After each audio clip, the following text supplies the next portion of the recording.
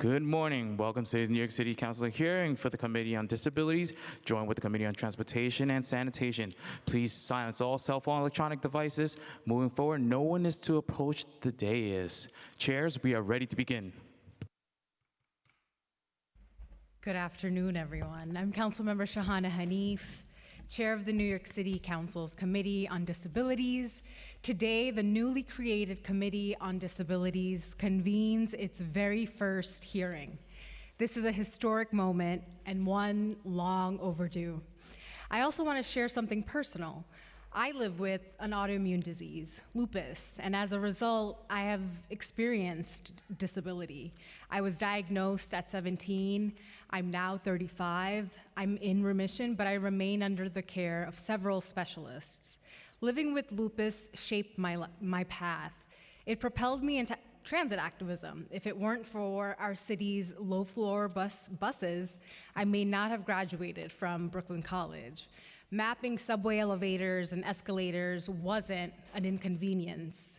It was a necessity. That's why today matters. Accessibility is not a luxury. It is infrastructure, dignity, and survival.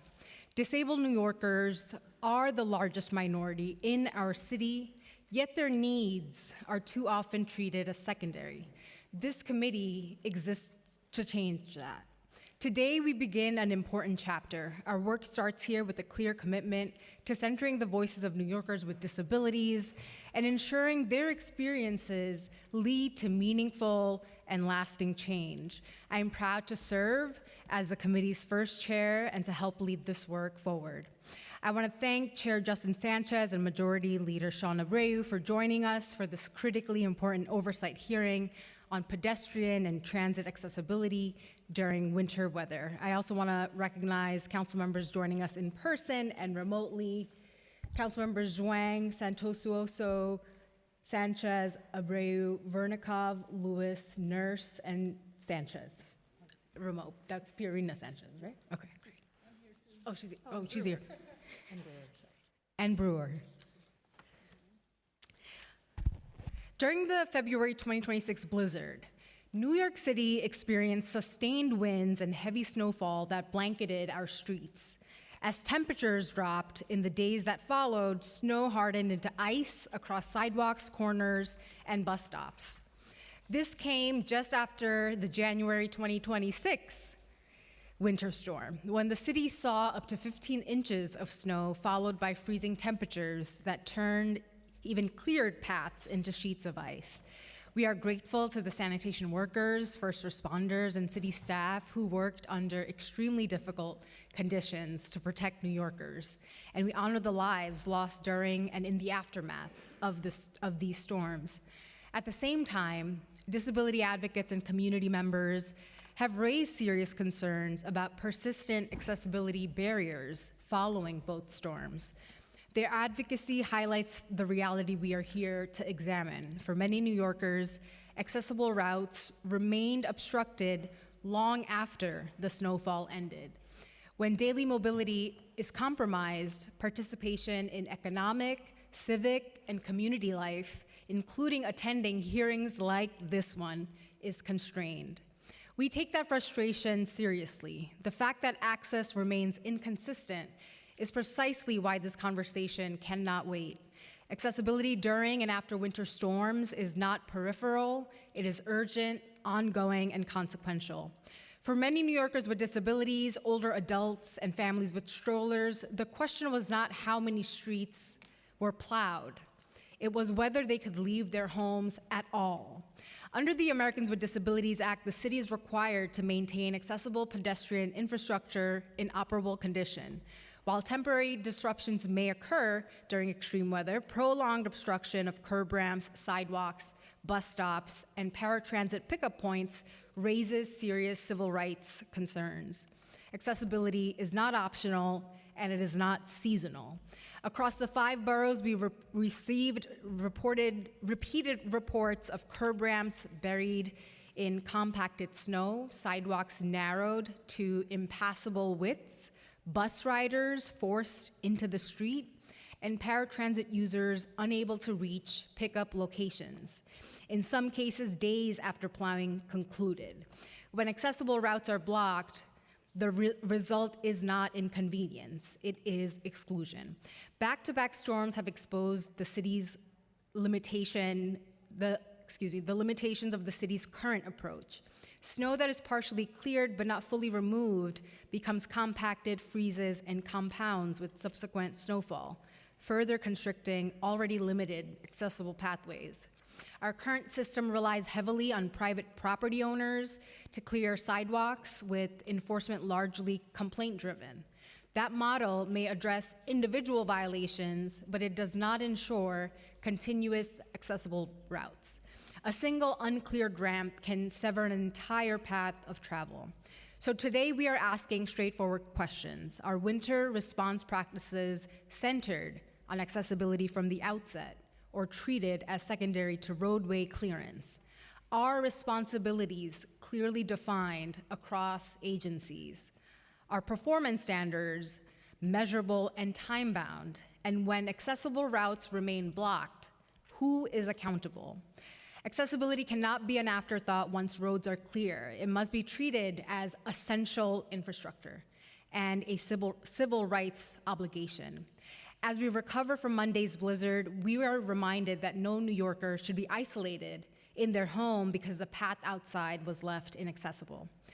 I want to thank the administration for being here today, as well as the advocates and members of the public here to testify, and those who have and will submit written testimony. I also want to thank all the staff who made today's hearing possible, including the Disabilities Committee staff, Senior Legislative Counsel Sarah Sucher, and Senior Legislative Policy Analyst Chloe Rivera.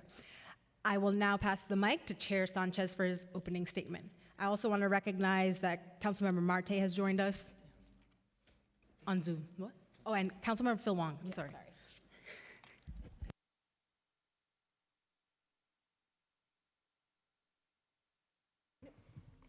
Good afternoon, everyone. My name is Councilmember Justin Sanchez, and I'm the chair of the Committee on Sanitation and Solid Waste Management. First, I want to take a moment to acknowledge the several New York City residents who have passed away due to the sub-freezing temperatures here and after Winter Storm Fern. We continue to keep them in our thoughts. Next, I would like to thank Councilperson Shahana Hanif, who is leading these oversight operations here today, as well as Majority Leader Sean Abreu, and the rest of my colleagues who have joined us. Thank you all for being here. I'd like to also thank a very warm welcome to the representatives here from the Department of Sanitation. I know we're coming out of a few recent snowstorms, light and simple these first few weeks. And I really want to thank the men and women of the department that have been working day in and night to clear our public spaces of snow and ice. Thank you for making the time to be here and to keep us informed. I'd like to also thank each member of the public who is here, who made the time to be here either in person or virtually. We welcome your thoughtful input. Welcome to the oversight hearing on pedestrian transit accessibility during winter weather events. The city's administrative code requires DSNY to submit to the council and to make public an annual snow plowing and removal plan for each of our 5 boroughs. This hearing will examine those borough-based snow plans and seek to understand how our city agencies are addressing the latest influx of winter weather. I am particularly interested to learn about the department's removal of snow and ice in pedestrian areas like bike lanes and sidewalks, as well as how the department plans for efficiency, despite year-over-year differences in winter weather. I look forward to hearing from DSNY and other interested individuals. I would like to thank everyone on my team and in the legislative division for their work preparing for today's oversight hearing. And now I would like to turn it back over to Chairperson Hanif. Thank you, Chair. I will now pass it to the Majority Leader for his opening statement.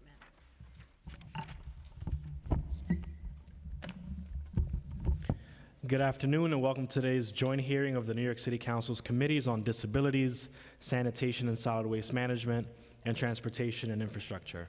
I am Councilmember Sean Abreu, Majority Leader and Chair of the Committee on Transportation and Infrastructure.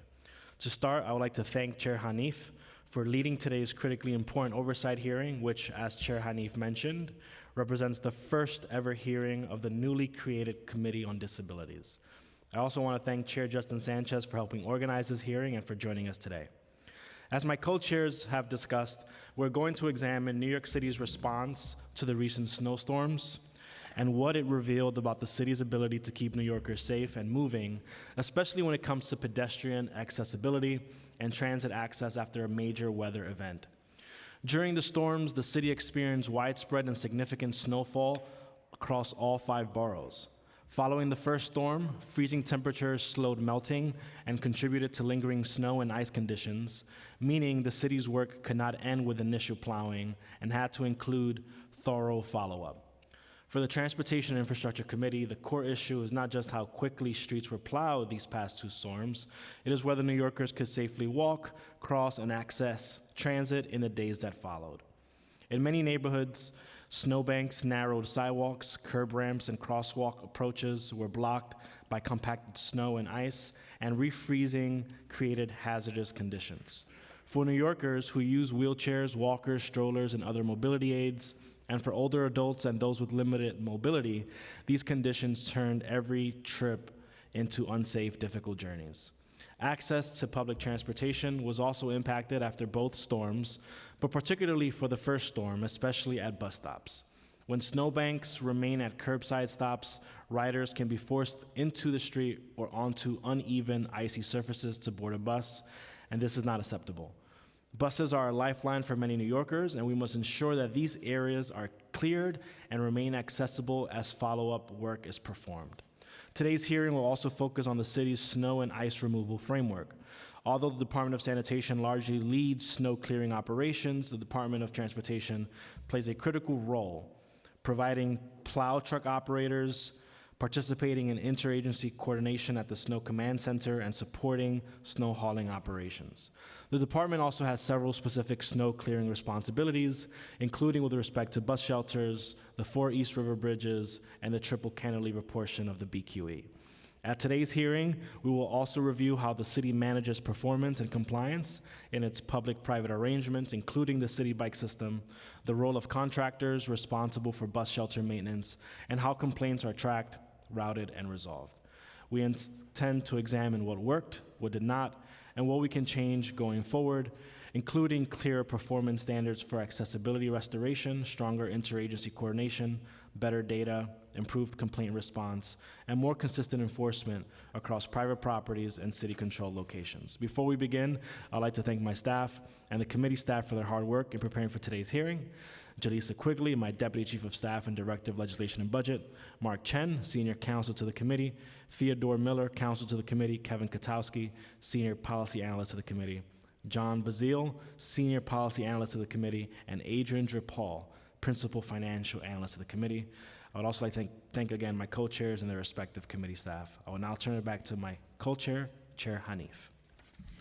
Thank you, Majority Leader. I'd like to recognize Council Members De La Rosa and Ung. Before we hear from the administration, we will hear from a panel of community members directly impacted by today's issues to help center lived experience and ground our oversight in the realities that they face. Jean Ryan, Jonathan Hannon, Michael Ring, Iman Rimawi Doster, who is remote.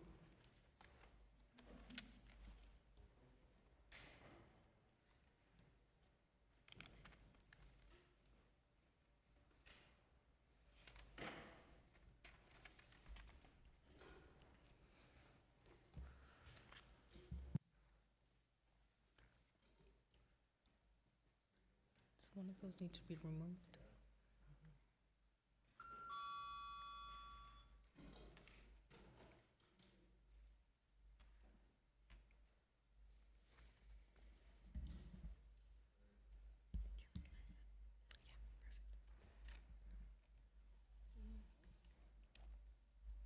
When you're, you can begin.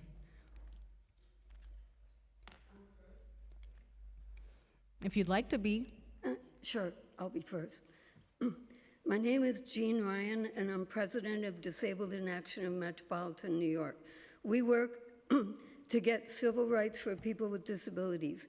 This is our 56th year. We believe in nothing about us without us. But today, most of the seniors and people with disabilities who wanted to attend could not get here because of the snow. Disability rights groups asked to have the hearing postponed. What is the emergency? But the City Council refused to postpone the hearing by 2 weeks. It's terrible that you would want to hold a hearing about us without us. Where is the justice in that? Today, you are putting the to disabilities' civil rights. I am a wheelchair user and a senior. I almost was not here today because someone on my block did not shovel their property, so I could not get off my block. That is my lived experience and everybody else's. Thank you to whomever shoveled 3 days after the storm instead of 4 hours. The longest I have been stuck at home was 6 weeks straight when no one shoveled the curb cut. It's a helpless feeling. Melting should not be the plan. It's so stressful to be stuck at home and not know when we will freely and safely be able to go where we need to go. We have spent weeks being stuck at home this year, like COVID time without the disease, but the city prioritizes cars, not pedestrians. We need to have a better system to correctly shovel out bus stops and curb cuts. It should not be the property owner. We need a clearinghouse so property owners can find people to shovel and shovelers can earn money. We need the city to shovel sidewalks that are unshoveled and bill the property owner. Now 311 takes complaints and gets money and fines, but the snow and ice are still there and we are still stranded. Melting is not a solution. We need access now, not wait until after the snow melts. Thank you. Go ahead, Jonathan.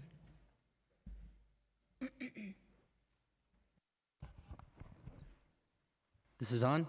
Okay. My name is Jonathan Hannon. I have Ehlers-Danlos syndrome and use a rollator. I'm an Access-A-Ride customer and a resident of Inwood, Manhattan.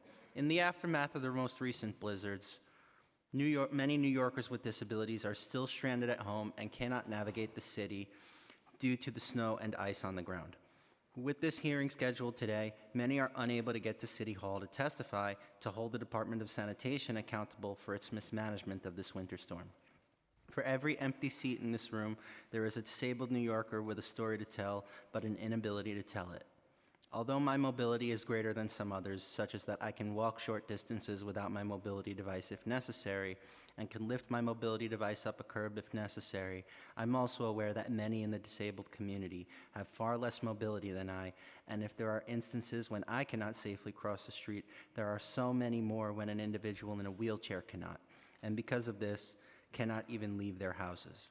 In terms of transportation, including paratransit, with many curb cuts, including bus stops, also piled with snow, to the point that vehicles cannot reach the curb to safely get to or leave us on the sidewalk, we also cannot board a bus or even our paratransit vehicles, even if we wanted to.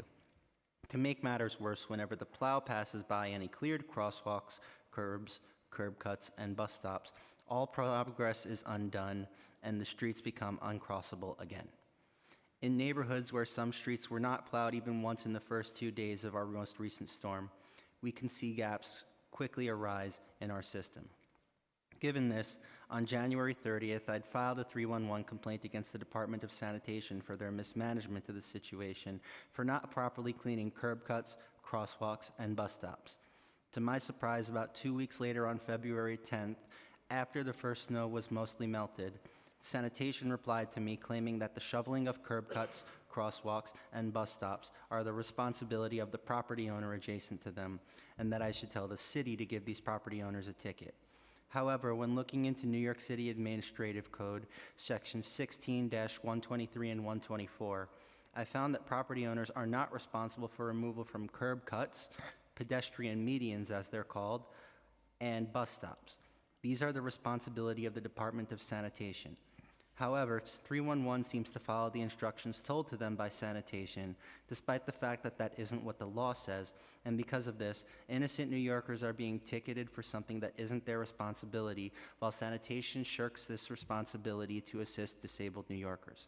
It is for these reasons that I hope the city can hold DSNY accountable for their mismanagement of this winter storm and for the future to enforce the law so that the people of New York City, and especially people with disabilities, can navigate this city safely during the aftermath of a winter storm and move on with their daily lives.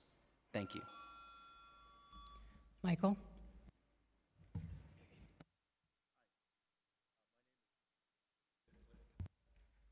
Do you need help? I got it. My name is Michael Ring. I'm Vice President of Disabled in Action of Greater New York.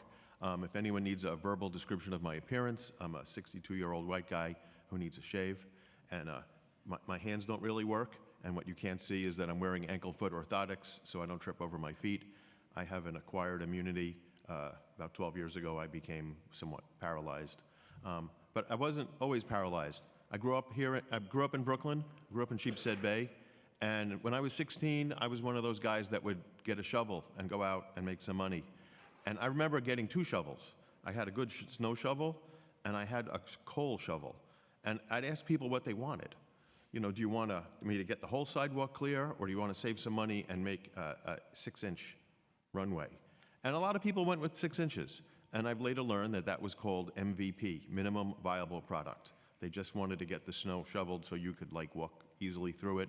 This is before the ADA, and I was 16. It was 1979. But years later, I became a wheelchair user 12 years ago, and I learned that I didn't go out at all when it was snowing. Even if it was clear in front of my house, I didn't know if it would be clear at the next corner. I learned that a wheelchair user or someone using a mobility device needs the confidence to know that everything is clear and everything has 4 feet of width. Because if you get halfway to where you want to go and then the curb is not cleared of snow, you're stuck. Right now, we have a lot of technology. We have the ability to have a clearinghouse of where are the problems. Right now, on the Park Slope Facebook page, one of the running clubs in the neighborhood just announced that they're not running tonight. They're going to go out and shovel, and they want to know where to go.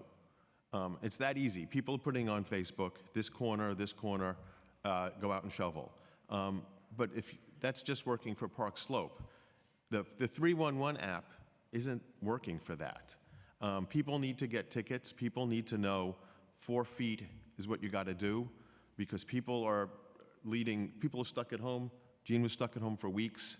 And you need to know it's done, not it should be done or it might be done. And thank you for your time. Thank you, Michael. And now I'd like to call on Iman, who is with us on Zoom. Hi, thank you, everyone. Good afternoon. My name is Iman Romawi Doster. I'm the Senior Community Organizer for the Disability Justice Program at New York Lawyers for the Public Interest. Thank you for the opportunity to present my testimony today. NILPI's Disability Justice Program works on, among other things, reducing barriers for people with disabilities around our city, and we support those seeking better access to subways, sidewalks, curb cuts, transportations, and businesses. The winter has been especially bad with the cold weather, and the snow and the ice has been especially brutal for those of us with physical disabilities and chronic illnesses. As an above and below knee amputee with lupus, which causes chronic pain and chronic fatigue, navigating the city is already difficult. One of the reasons why I'm not there in person. Adding snow and ice makes it even harder. My husband, who doesn't have a physical disability, had to travel with me the first 3 days after the first snowstorm because we knew that my metal legs and walker were no match for the ice and the snow, and I couldn't even leave the house for the second storm. It doesn't have to be this way, and the city must do a better job. We have met with City Hall officials multiple times over the years and have found that we haven't been listened to.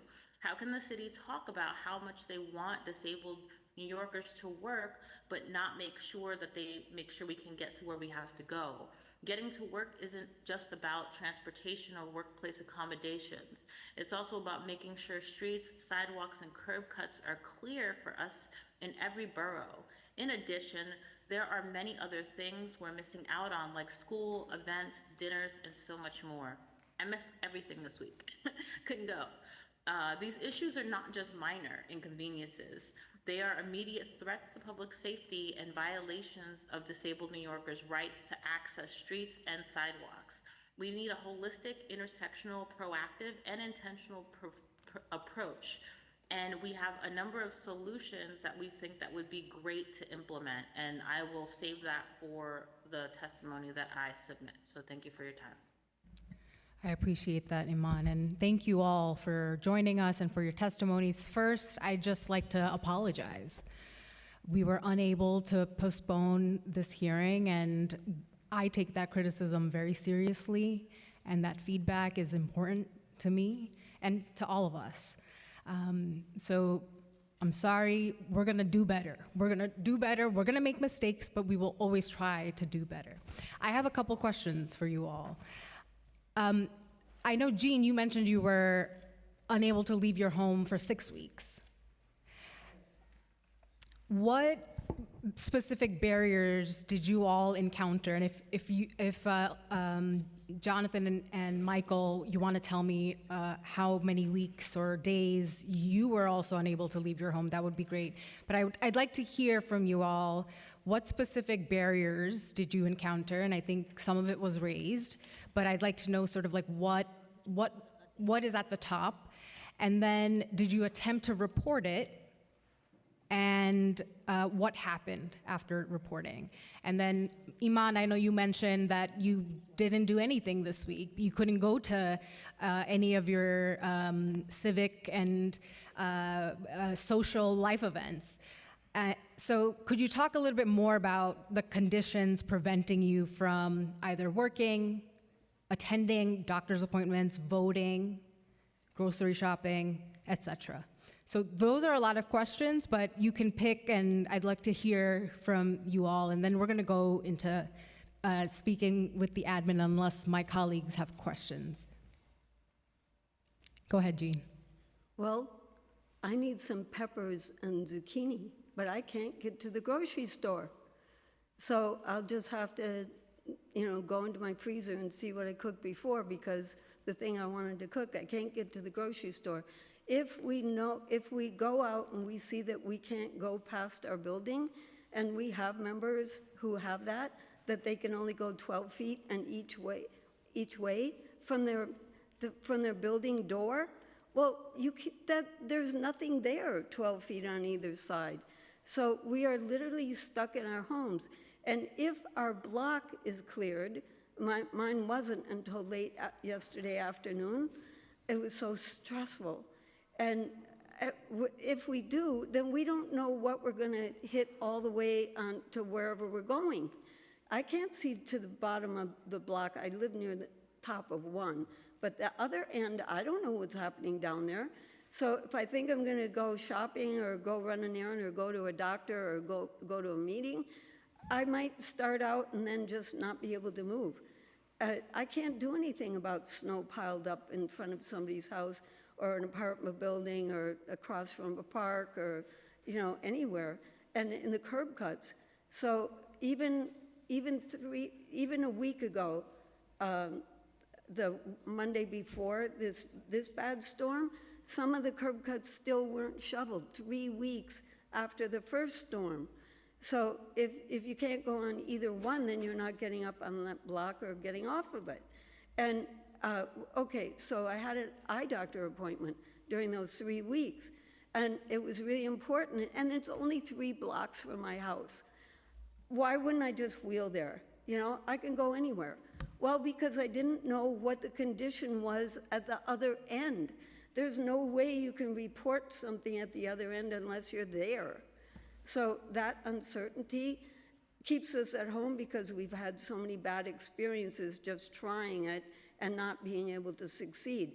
I don't want to go in the street where the cars are, because then I have to hope that they're going to be watching out for me.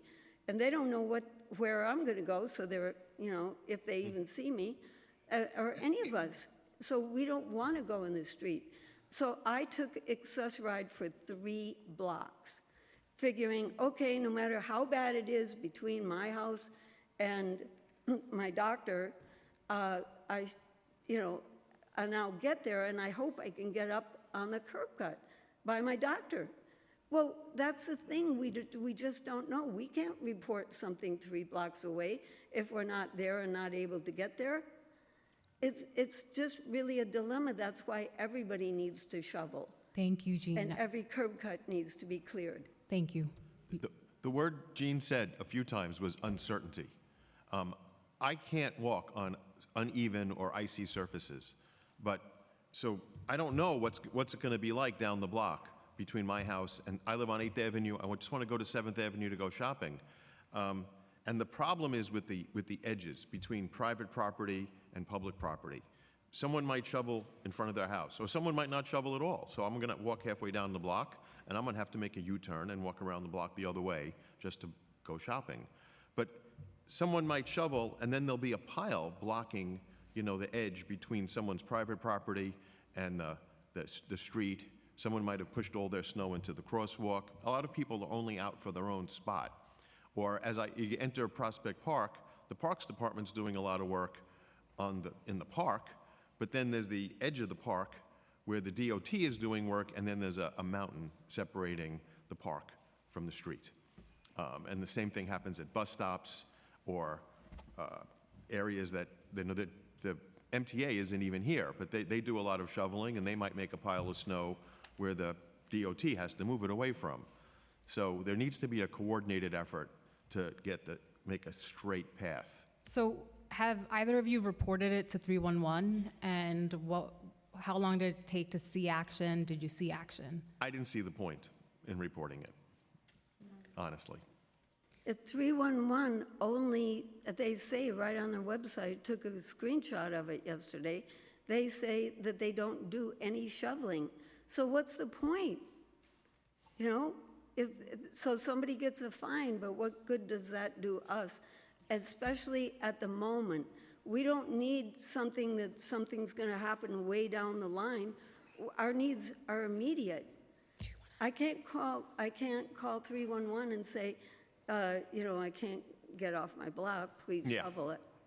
Or Jean, the majority leader also has another question for you, and I'm going to pass it to some of my colleagues who I know have questions for you all. How do you do grocery shopping for those 6 weeks that you were home? My husband was still alive, so he could go out and do it. But now Wow. I live alone, Sorry about that. and nobody, you know, I mean, so during those 3 weeks, I did order something. So you incurred more financial costs than you would have otherwise. Oh, yeah. Okay. And Can you speak about I couldn't get that? the things I wanted because somebody else is doing the shopping, you know, when you order online. And they don't always know what you really want, or it's not available, or they can't find it or something. So I was trying to, you know, get specific things, and I only got some of them. And, you know, then there's a minimum, too. So you have to spend more and get more stuff that you may not need. Or you don't get the size of the thing that you want, so you want 14-ounce can, but you get the 26-ounce can, you know, stuff like that. Thank you very much for answering my question. But I just want to say that many seniors and people with disabilities can't order anything online. They don't have the ability, they don't have the tools, they don't have the know-how, or maybe their hands don't work. Jean, let's go to Jonathan, and then we'll wrap. So as I mentioned in my testimony, because I have more mobility than a lot of others with disabilities, I've been able to navigate with difficulty throughout the neighborhood. With the curb cuts that aren't fully shoveled, I've been able to get assistance from well-meaning strangers to be able to help me get across them. And in the end, I've been able to navigate with difficulty. When it comes to getting groceries, like Jean said, I've been ordering my groceries online because it's just not feasible to be able to get all the way to the grocery store and then bring groceries home with all of this snow and ice and all the crosswalks being completely covered. But when it comes to filing the complaints, like I mentioned in my testimony, I filed an agency-wide complaint against the Department of Sanitation, and the response from the Department of Sanitation was just, oh, we're going to give a ticket to the property owner. So that doesn't help us as people with disabilities, especially in things that, as the law says, are the responsibility of the Department of Sanitation that they're pushing off on the population. Even though, yes, people who are property owners should be shoveling the curb cuts in front of their properties in order that it can be easily accessed because the ADA requires curb cuts to access the properties, New York City law also requires the Department of Sanitation to address that. That's the responsibility of the Department of Sanitation. So, as it stands, the Department of Sanitation needs to do more for people with disabilities because with my day-to-day difficulties that I'm sure are far less than many others, it's just not acceptable. Thank you all. We will hear from many more individuals who have been directly impacted as well when we move to public testimony. I will now pass the mic to the committee counsel to administer the oath to members of the administration prior to their testimony, and I'd like to recognize Councilmember Krishnan.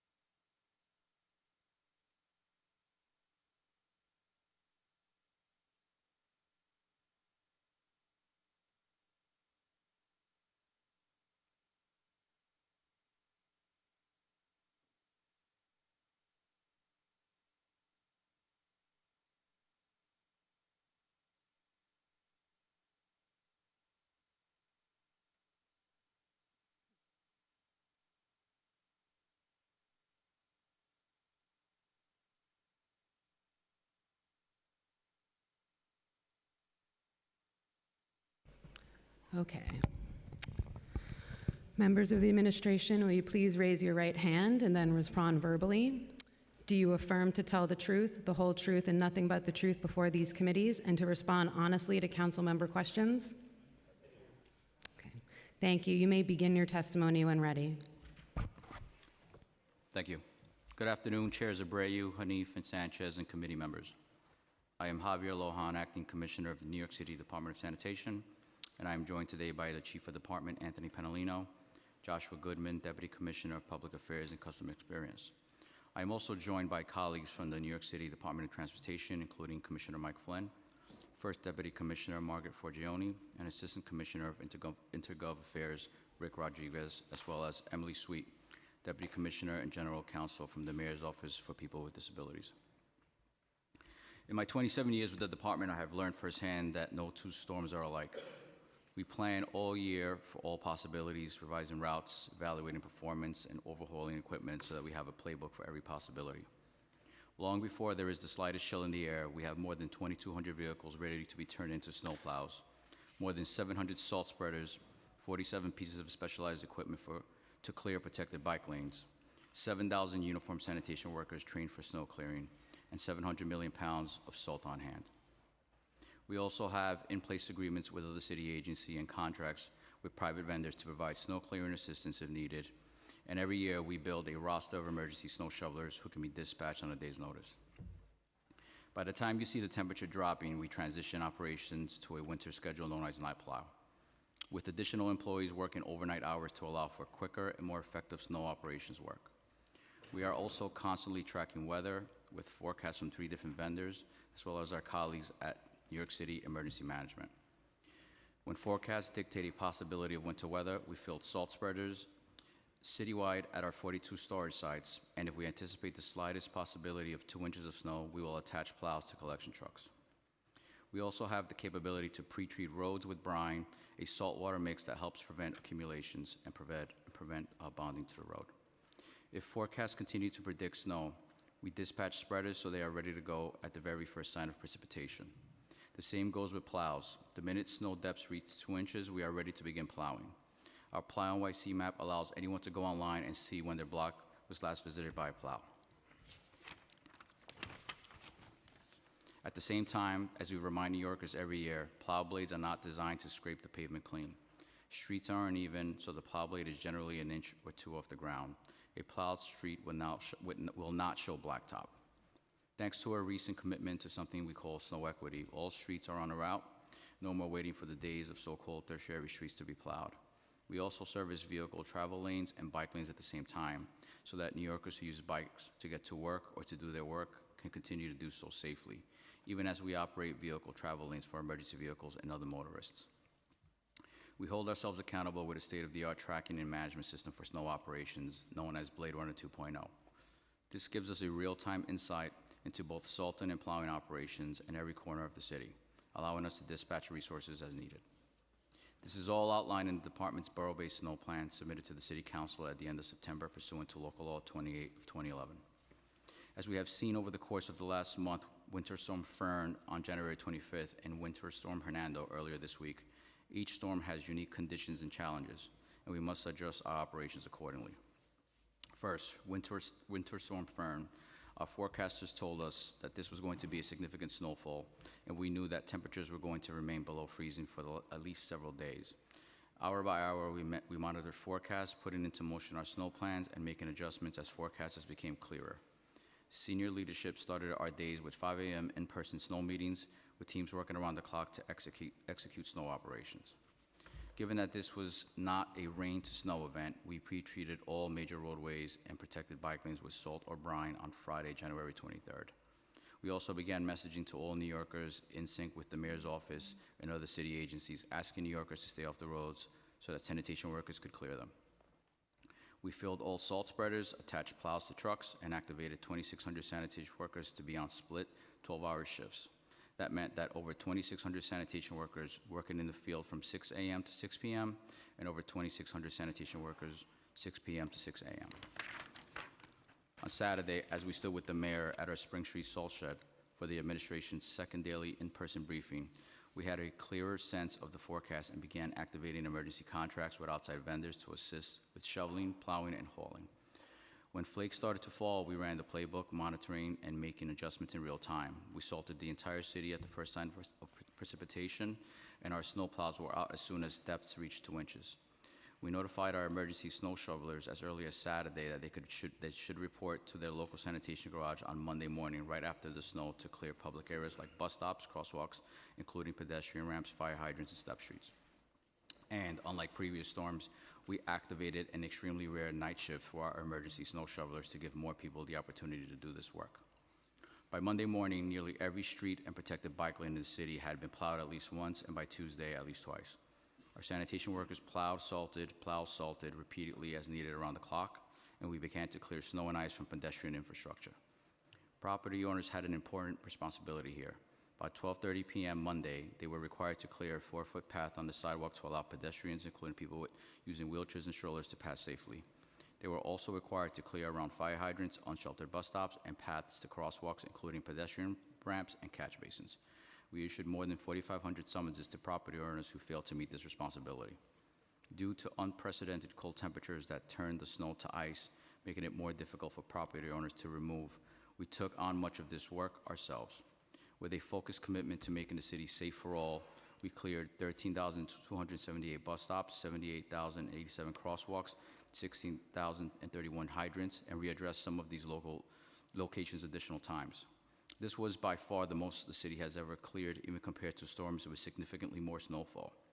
To help us with this work, we hired 500 emergency snow shovelers and got assistance from over 500 employees from our sister agencies each day. In determining where to focus our efforts, we prioritized commercial corridors with the most pedestrian traffic and along bus routes, as well as locations where we receive complaints from people with disabilities. In the 2 weeks following the storm, the average high temperature was just 24 degrees, meaning the snow was not going anywhere. While snow was still falling, we began activating snow melting operations so that by Wednesday morning, we had snow melters active in all 5 boroughs. Sanitation workers and private vendors worked around the clock to break up and haul snow from every neighborhood in the city. In the 4 weeks following the storm, we melted more than 600 million pounds of snow, more snow than we have ever melted previously, and impossible without having plans in place months before winter. During snow operations, New Yorkers continued to put out 24 million pounds of trash and recycling every day. The same sanitation workers who collect trash also drive plows and salt spreaders, and historically, this has meant frequent collection delays during winter weather operations. For this snowfall, we had the people in the place to resume collection operations just 2 days after the first flake, while continuing with massive ongoing snow operations.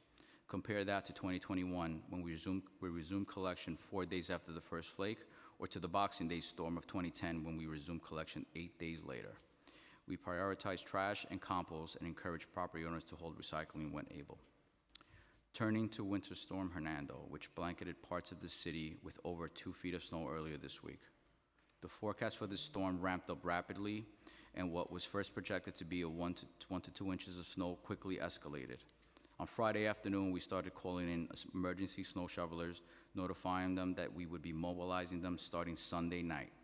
Also, on Friday afternoon, we initiated our contracts with private vendors for additional equipment starting Sunday night as well.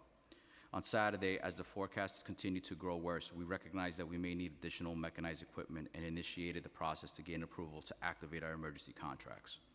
Starting Sunday morning, DSNY went into full force mode, with over 2,600 sanitation workers working 12-hour shift after 12-hour shift. 700 salt spreaders spread more than 150 million pounds of salt, and 2,200 plows worked across the city to clear every street. But with very high winds causing heavy drifts, many areas needed to be readdressed over and over for several days. This storm had unique challenges, particularly in Staten Island, where hilly and narrow streets posed challenges for our larger equipment, which required us to deploy smaller equipment, which is more time intensive. This is what it means to be prepared, not just having plans in place, but being ready to pivot whenever and however needed. We also went out and cleared pedestrian infrastructure earlier than ever before. With the help of 1,500 emergency snow shovelers working both day and night shifts, including during an active storm, as well as over 500 pieces of equipment from outside vendors, we have cleared snow from 40,000 crosswalks, 1,300 bus stops, and 10,000 fire hydrants so far in the 5 days since the storm. Winter Storm Fern showed how critical prompt removal from these important pieces of infrastructure is, and we have since geocoded bus stops and crosswalks to help us track this work. We also took steps to increase the number of emergency snow shovelers, including offering increased pay and easing restrictions to become one, such as allowing walk-ins without an appointment. And we deployed vans to distribute shovelers more efficiently. Thankfully, the warmer temperatures made this work faster than the last storm, but we are still continuing melting operations given the significant quantities. And of course, property owners continue to play a critical role in ensuring the city is accessible for all. By 8:30 p.m. Monday, property owners were once again responsible for clearing a 4-foot path on the sidewalk, as well as around fire hydrants, unsheltered bus stops, and paths to crosswalks and catch basins. So far, we have issued nearly 600 summonses to property owners who failed to meet this responsibility. Thanks to the unprecedented number of emergency snow shovelers, sanitation workers were able to continue salting and plowing while resuming collection Wednesday night. Trash and compost collection is underway, and New Yorkers should follow their normal schedule, even if the material is collected at a different time of the day than they are used to. We are again asking New Yorkers for their patience and to hold their recyclable material until next week if possible. Together, these two storms demonstrated what we already knew, that no two storms were alike, and that our response must be tailored to specific conditions. Having served with the department for 7 out of the 10 biggest snowstorms in the city's recent history, I have continued to be impressed at how we are able to adjust operations to meet the needs of each unique storm. Lastly, we are grateful to our partner agencies for working with us on snow removal, especially NYPD, DOT, MOPD, Parks, DEP, and NYSEM. Together, we work around the clock to ensure that the city never sleeps, can run smoothly and safely after a snowfall. We also appreciate the council relaying constituent concerns and hope that we are able to address them quickly. Our storm response was the culmination of years of planning and refinement to our operations, coupled with a new commitment to clearing more areas of the city. We know New Yorkers can't wait for the snow to melt, so our workers went above and beyond to make it easier for all New Yorkers to get around this great city. Of course, there is always more to do, and I look forward to discussing next steps as we answer any questions you may have about our work after you hear from my colleague from the Mayor's Office for People with Disabilities. Thank you. Okay. Can you hear me now? Okay. Good afternoon, Chairs Abreu, Hanif, and Sanchez, and members of the committees. I'm Emily Sweet, Deputy Commissioner and General Counsel of the New York City Mayor's Office for People with Disabilities, also known as MOPD, and I thank you for the opportunity to testify today. The role of MOPD is to work across city government to ensure that accessibility considerations are integrated into planning, coordination, and implementation efforts that impact New Yorkers with disabilities. Winter weather events highlight how accessibility intersects with infrastructure, public space management, and emergency response systems, and they provide important opportunities to assess how well our systems support all New Yorkers. While winter weather affects everyone, people with disabilities often experience disproportionate impacts, as you heard from the panelists earlier. This can include pedestrian ramps or pedestrian crossings blocked by snow accumulation, narrowed sidewalks that prevent passage of people using wheelchairs and other mobility aids, inaccessible bus stops or transit entrances, and increased fall risks for individuals with mobility or vision disabilities. These challenges can reduce independence, limit access to employment or essential services, and increase social isolation when travel becomes unsafe or unpredictable. Even temporary barriers can significantly disrupt daily life for people with disabilities who rely on consistent and accessible routes. We appreciate the extensive planning and operational work undertaken by agencies such as the Department of Sanitation and DOT during these weather events. Accessibility outcomes during winter weather require collaboration across operational agencies, policymakers, elected officials such as yourselves, community-based organizations, and other community stakeholders. The administration was in communication with advocates after Winter Storm Fern to hear concerns and recommendations, and based on that, several concrete steps were taken with respect to the second storm.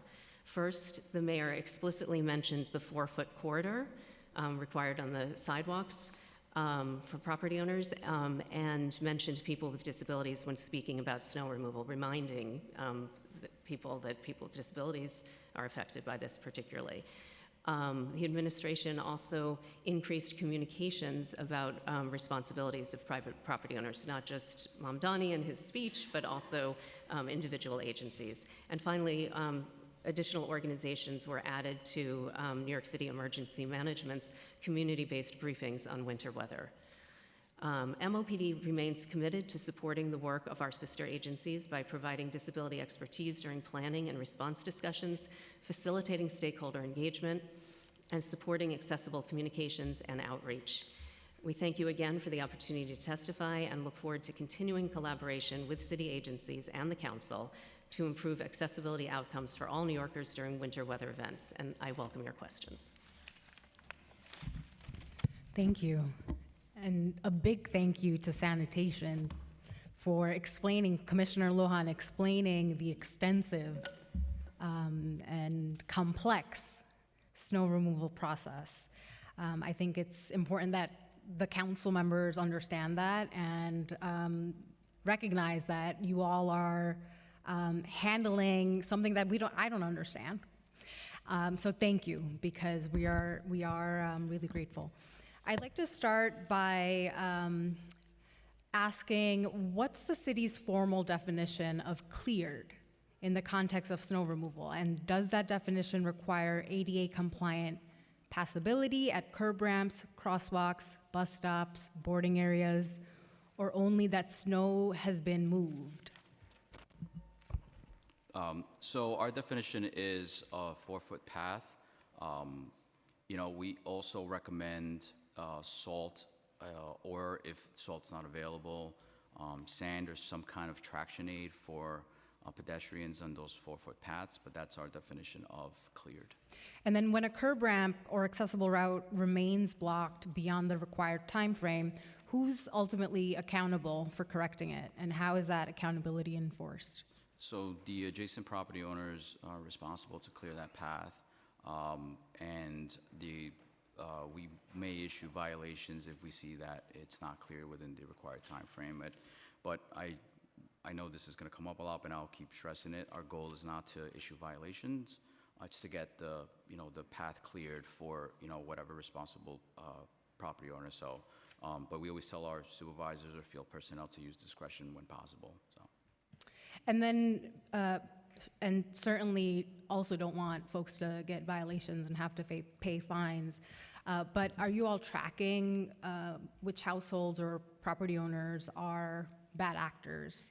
And is there anything beyond fining folks? So we don't track particularly within storm. We primarily rely on 311 complaints. And that's how we respond to those situations. I think beyond that, I think we're open to discussions with the council on seeing what else we can do to make sure that if there is that kind of issue and the property owner is not being responsive multiple times, any actions or that we can do to make things obviously, as the previous testimony said, just because we issue the fine doesn't fix the problem. So we can explore paths on making that something a reality for future storms. I appreciate it. Going to MOPD, could you share the operational role that MOPD plays during a snow emergency? At what threshold does MOPD intervene? Does it have the ability to compel corrective action when accessibility failures persist? Thank you. That was a multi-part question, so I might ask you to, okay. But we obviously, and I don't think you're suggesting this, we don't operate plows or perform snow removal. Our role is to ensure that disability-related impacts are identified quickly and elevated to the appropriate operational agency. So we function as a coordination and escalation point. So we're involved from the beginning. We are on the multi-agency calls, the twice daily multi-agency calls and any other calls that are called, and we have an open line of communication with the operational agencies. So are New Yorkers who are disabled calling MOPD? Is that how you're collecting information, or how are you all able to share any adjustments or plans around accessibility? So when we do get calls and emails from constituents with disabilities or complaints from advocates, those will be shared with the operational agencies. Does MOPD, or how does MOPD collect and track recurring winter accessibility complaints? And how is that data communicated to operational agencies in real time? Okay, so the complaints are received, and in real time, they're relayed. And that's through 311, or does MOPD have a different hotline? So no, we reach out to our contacts at generally at DSNY. I'm talking about folks with disabilities. Correct. Yes. Oh, so you rely on sanitation's complaints? We do receive some complaints and calls directly from members of the community. Yeah, I'm just trying to understand the function of MOPD, and it seems like if I can clarify that sanitation is receiving the 311 complaints and then you all are in communication with MOPD to then get some assistance or support. So I can clarify that. So we receive 311 complaints. They're broken up into different categories. Bike lane, 311 complaints, pedestrian features, roadway, sidewalk. The pedestrian features are generally the ones that involve the issues with the curb cuts or like the bus stops. So during Winter Storm Fern, we manually, me personally, manually looked at 311 complaints and looked for keywords such as wheelchair, access, ambulance, children, bus, senior, nursing, elder, school, hospital. There's a lot of keywords that we were just kind of looking for, right? So we prioritized those in real time. And there were about 3,500 complaints that we prioritized. We received over 27,000 complaints during the course of the storm. For we recognized that was an effective tool. And then for Winter Storm Hernando, we quickly stood up a pretty impressive internal application where we were able to have a process with logic and have that automated, so we didn't have to rely on people wasting time just looking at key text words. And those same words were then put on a dashboard, and in our Snow Command Center then look at the complaints by borough and location, and we actioned them immediately and prioritized to the borough commands and the districts. And are you able to share the data with us? How many calls did you all So for flag? this storm, for the storm, Winter Storm Hernando, we've only received 8,253 311 complaints to date, but only 573 of those were roadway, and we didn't receive anything for pedestrian features or bike lane. And I think that was probably a reflection of all the different things that we did. As I mentioned in my testimony, the emergency snow shovelers actually working. I want to back up a little bit. I know I said it in the testimony. Having an emergency snow shoveler during the height of the storm is something we've never done. I mean, that's something that I think was a big change for us. Normally, as I mentioned, we would wait till the roads are cleared, bike lanes are cleared, and then we would initiate it. We actually had them come in at 8 p.m. Sunday night. So, I mean, I also want to give credit to those people that wanted to come in, and obviously, Absolutely. They were out there and very effective. And then we had a day shift, and then obviously we continued that on. So I think that a couple of things, and as I mentioned before, we called in our emergency and required contracts. So there was a culmination of things that we did that you saw that shows in the data here. Right. But I'm happy to share more if with the council. Okay, so from what I'm hearing, sanitation plays the main role. Correct.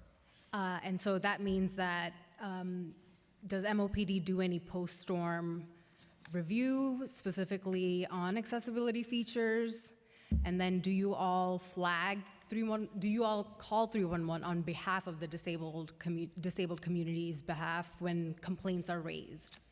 So we would not call 311 ourselves, so we would report it to our contacts at DSNY, generally at DSNY.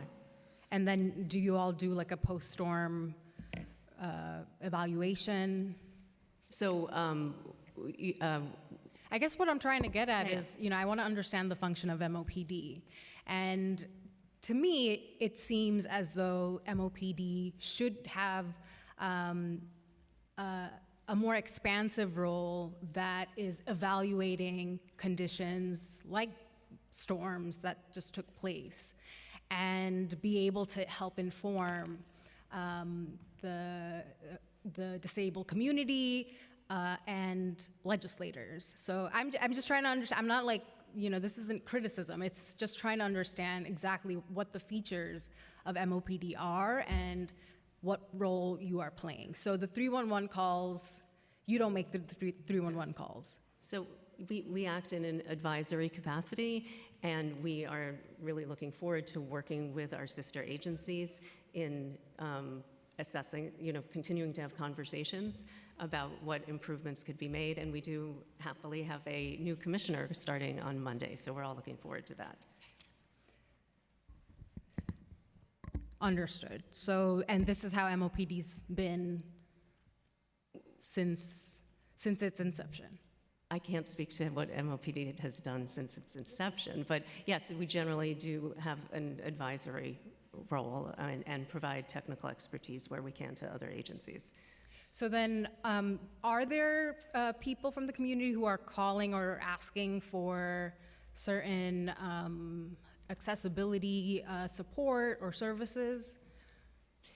The snow-related complaints were generally, were mostly about sidewalks not being cleared. Okay, so Yeah. there's nothing that is proactive from MOPD that goes out to New Yorkers, sort of sharing, you know, for people with disabilities, here's what you need to know. New Yorkers who are not disabled, like, here's what you need to know about snow cleanup for accessibility features. So we would amplify messages of other agencies on our social media. Okay, I have a lot more questions, but I'm going to go to our majority leader. Thank you so much, Chair Hanif. I'm going to transition now to questions for DOT. DOT, through its contractor, J.C. Duckhu, is responsible for clearing snow from bus shelters. How does DOT monitor and assess their performance, and what performance metrics, if any, govern these responsibilities under the contract? Thank you, Majority Leader. Yeah, so we work proactively with J.C. Duckhu before every storm event to agree upon a clearance plan, basically. Basically, they go out and they do a first pass of all the bus shelters, and then based on 311, based on our inspectors, based on hearing from yourselves, your colleagues, and other elected officials, we'll issue them directives to do follow-up clearing, which they're required to do within 24 hours. What is your assessment on how J.C. Duckhu handled the January storm with respect to snow removal at bus shelters? The January storm, the bus shelters were cleared, I believe, within about 4 days for all bus shelters, some were cleared sooner, and they prioritize bus shelters along routes with higher ridership. In the more recent storm, that was 2 days, so it was just about half as much time. We worked really closely with them to kind of figure out a game plan to be more proactive and actually bring on additional resources, subcontractors, to help with the snow clearing, because that was really the major constraint. Were there more resources the second time around than the first time around that brought it down from 4 to 2 days? Yes. Can you elaborate on what those resources were? Yeah, basically they have snow clearing subcontractors, and they both had additional contractors, and they activated them sooner for the second storm, so we saw a pretty substantial improvement. Thank you. Are bus shelters meant to be cleared of snow proactively or primarily in response to 311 complaints?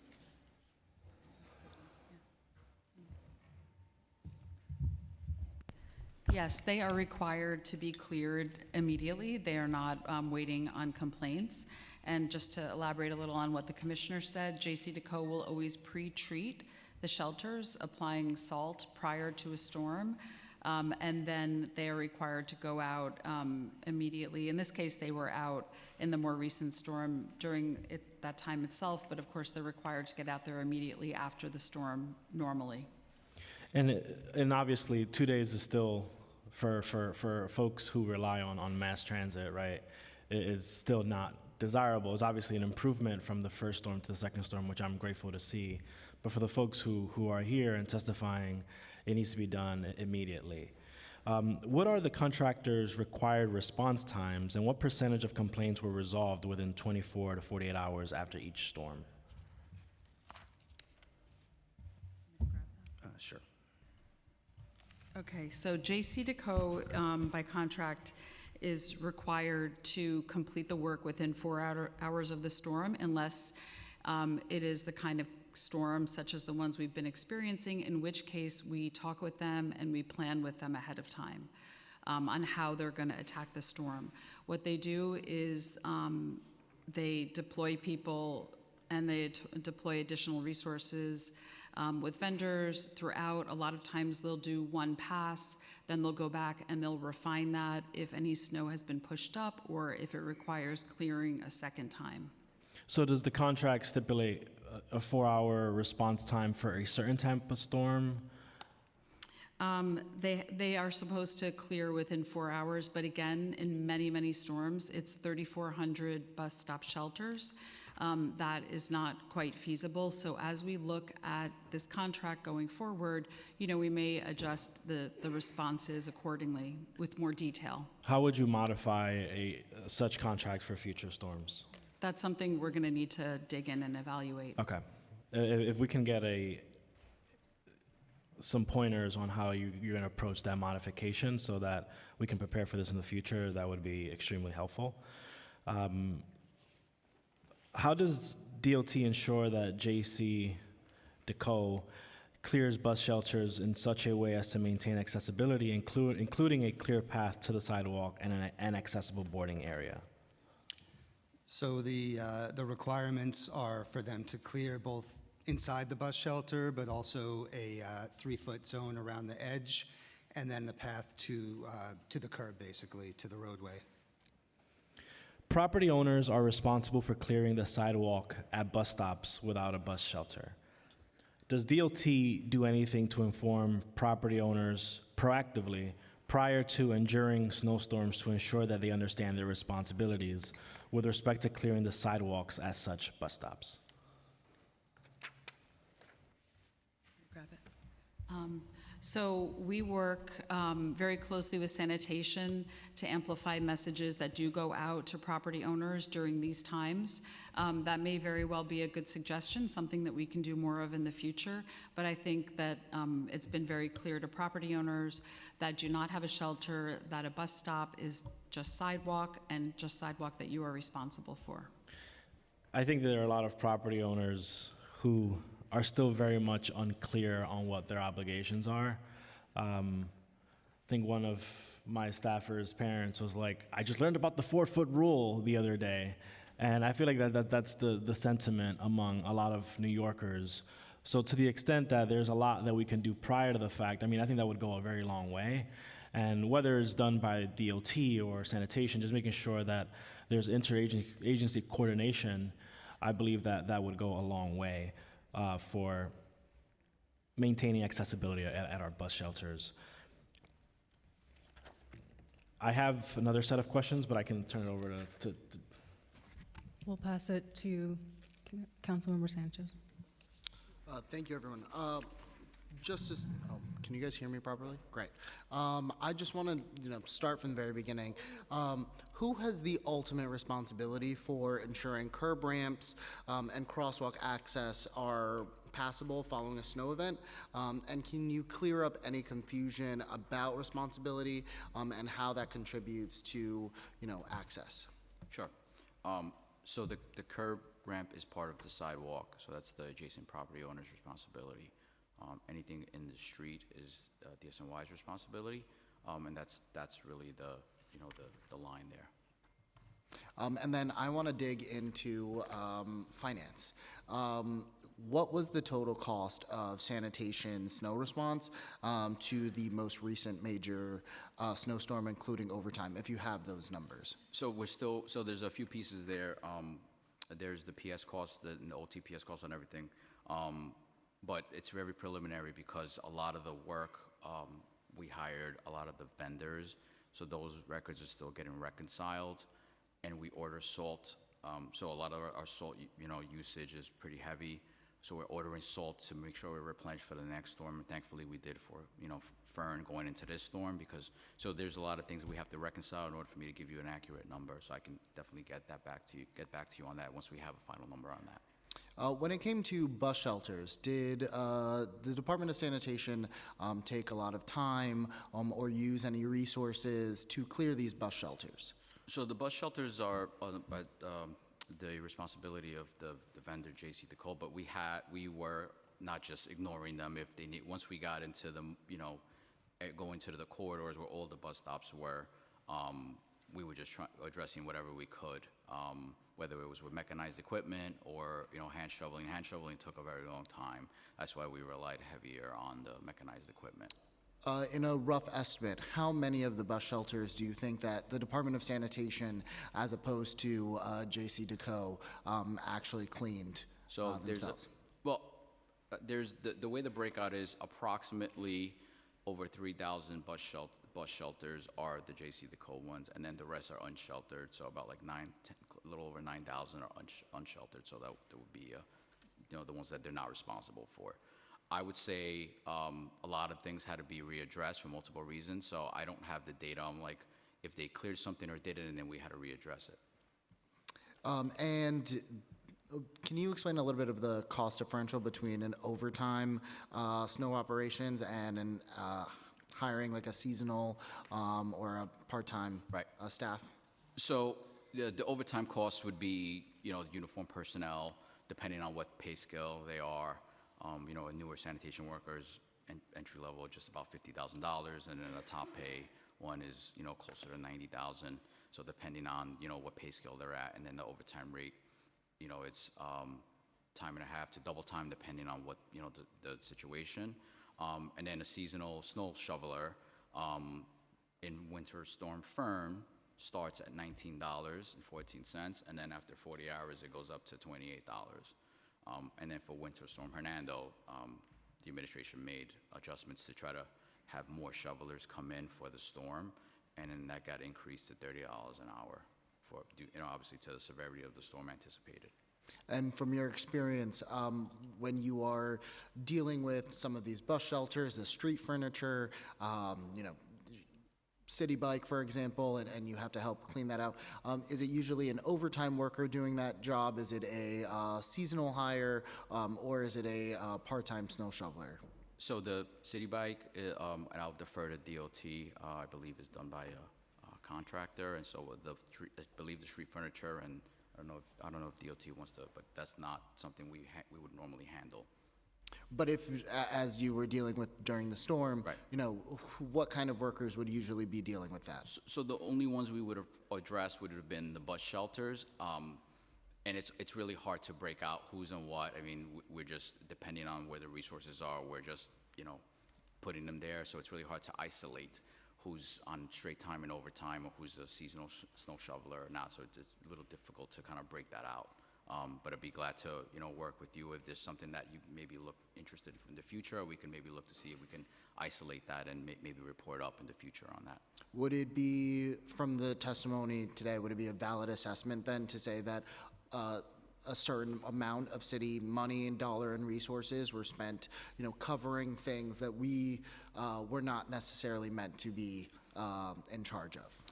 I'd be inaccurate to give that statement firmly, Chair. I'm sorry. That's great. Thank you. Does the department believe that the charter mandate requiring snow budgets to be based on a multi-year historical average limit the effectiveness of snow response in years like this year, where we have multiple storms and multiple storms on the way? No, so as you mentioned, it's based on a 5-year average, and we work closely with OMB on any adjustments. So, I mean, this year was a heavy storm where we had to order a lot of salt and things like that, and it's never been a challenge working with them. Obviously, we have to, show that the need is there, which obviously this year it is. But that has not been presented as a challenge working with OMB and getting appropriate funds for any kind of storm response. So I don't see that as a challenge. And can you talk a little bit about the current condition and the average age of our sanitation fleet, including our plows, our salt spreaders, and our front end loaders?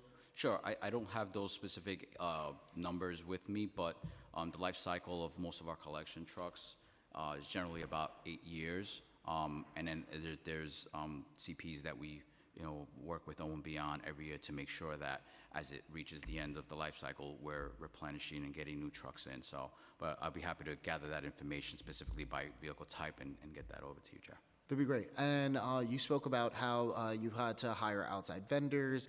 Can you talk to me about the efficacy of these outside vendors, from the first storm to the second storm, when you called, did they were they able to provide what the city needed, or what was in those vending contracts, or was there some sort of delay, pitfalls? What were any, if any, issues there? Sure. So there's the two different types of contracts are the emergency contracts, which we have a 5-year term with different vendors. We put out an RFP, and that's to have, we call our pilot and hauling contracts. And we, in the contract, there's front-end loaders, the skid steers, which are, people are kind of know them as bobcats, or like the smaller ones. And then we have dump trucks, and then we have tow trucks. So they're required to have a certain set amount of pieces available to us once we call them. For the first storm, they initially had challenges getting the full amount of pieces to us in the initial days. Eventually, they did get the remaining pieces to us. Then there are the emergency contracts, and those are usually only initiated during extreme situations, but these two storms were extreme. So those are basically contingent on what's available within the available roster of contractors. We have to go through steps first with law and comptroller to make sure we get approval for those. And then once we get approval, then we're able to then call them in, but then that's more of just what's available at the time. For Winter Storm Hernando, as I mentioned in my testimony, we were extremely proactive. We gave them 2 days notice. So on Friday afternoon, Friday morning, we contacted our requirements contract and said, you're coming in Sunday night. And normally we wait till we get closer or later, but we knew that this was gonna be a storm where we needed them, and then they did pretty much fulfill their obligation. And then, as I mentioned again in my testimony, the emergency contracts, once we saw the storm had some huge amounts of potential snowfall in their forecast, I decided to then go through the process of getting approval for those emergency contracts before the storm even hit. And we got approval, and then we started working on getting those pieces in to the city because, and thankfully we did, because those were definitely a critical piece to making sure the city was reopened in the time it did. So those are the two pieces of the emergency contracts that I referred to, Chair. And then just for everyone to get some kind of clarity in terms of staffing and how the department runs during these winter storms, can you describe the rationale for having the staff schedule adjustments for 12-hour shifts during these winter storms?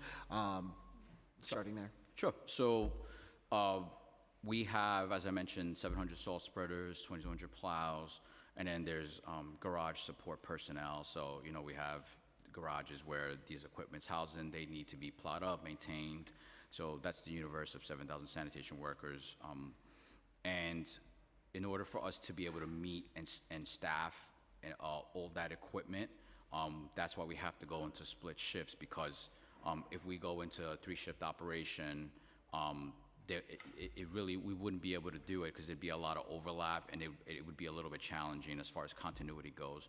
When we're talking about, routing, and, a lot of times when we're in certain types of situations, we're not completing everything on one shift, right? So having the other shift come in, the continuity, knowing exactly where we left off and picking up where they left off is one of the things that's good about the 12-hour shifts. But that's basically the 2,600 and the 2,600 are just the field personnel, and then the remaining are, garage and other support personnel that we have that they're necessary to support the snow operation. But that would be the rationale and of making them the split shift. And then just going into accountability before I move on to DOT, how many violations did you give out during these past 2 storms? So for the winter storm firm, we issued about 4,500 violations, and for Hernando, we issued close to 600 violations. And is there any mechanisms to making sure that the violations that you issue are actually paid, held to account? What does that look like? So that goes, once we issue the violation, then the property owner is able to either pay the violation or they can contest it, but that's all handled by OATH, the Office of Administrative Trials and Hearings, so we do not handle that piece of the summons once we issue it. And I believe, if I'm not mistaken, the current price of the summons is at $250. Do you feel, I don't know if that's the proper way to ask this, but do you believe that that is enough of a deterrent from what you have seen and the number of violations that you're giving out? Do you feel that the $250 price has been enough of a deterrent for property owners to actually take responsibility over the sidewalks that they're supposed to be clearing? So so I can clarify, the violation fee schedule is $100 for the first violation within the 12-month period, $150 for the second violation in a 12-month period, and then the $250 is for the third and subsequent violation in a 12-month period. As far as if it's much of a deterrent, I think that's something I'd like to evaluate. Because, look, I think, as I mentioned before, our goal is not to issue violations, right? I mean, if we come out of a storm and don't issue any violations and the streets are cleared and everything's great, I personally think I'm happy with it. The goal is to get the job done. But that might be necessary in certain situations where there's certain chronic, property owners, unresponsive, things like that. So I'm happy to work with, you and the council on finding what that appropriate solution is, because we don't want to be seen as now we're just finding property owners, and then they may have challenges. Thank you so much. Moving on to DOT. Speaking of accountability, right now, as the mechanism stands, there is no ability for the Department of Sanitation or any other city agencies to conduct real oversight on the maintenance of bus shelters, street furniture, et cetera, except for the liquidated damages clauses that DOT negotiates within their contracts. I'm curious to know, during these last two storms, how much, if any, liquidated damages have been assessed or collected from any of the companies that are responsible for street cleanings of our street furniture. Sure. So I think our focus was really on working closely with both of these contractors to come up with a plan to clear out these assets as quickly as we could, and to learn from the first storm from Fern, which had some really unique challenges, as we've talked about, and then to be responsive as we hear complaints or as we go back. Right, one of the recurring themes is this kind of temporal challenge, right? You may clear a bus shelter, or you may clear, another area of the street, and then a plow comes through, and it's just kind of how it works. And so now you have to go back and clear it again. So a lot of our focus was really on having almost constant communication with them to work together to clear these assets as quickly as we can. Just for clarity, as homeowners and property owners received nearly 5,000 violations, have there been any assessments of liquidated damages towards any of the companies, just for complete clarity? Jump in. We don't have liquidated damages, but as the commissioner said, we have seen both companies that we're working with have a very concerted commitment to improving response times and coverage.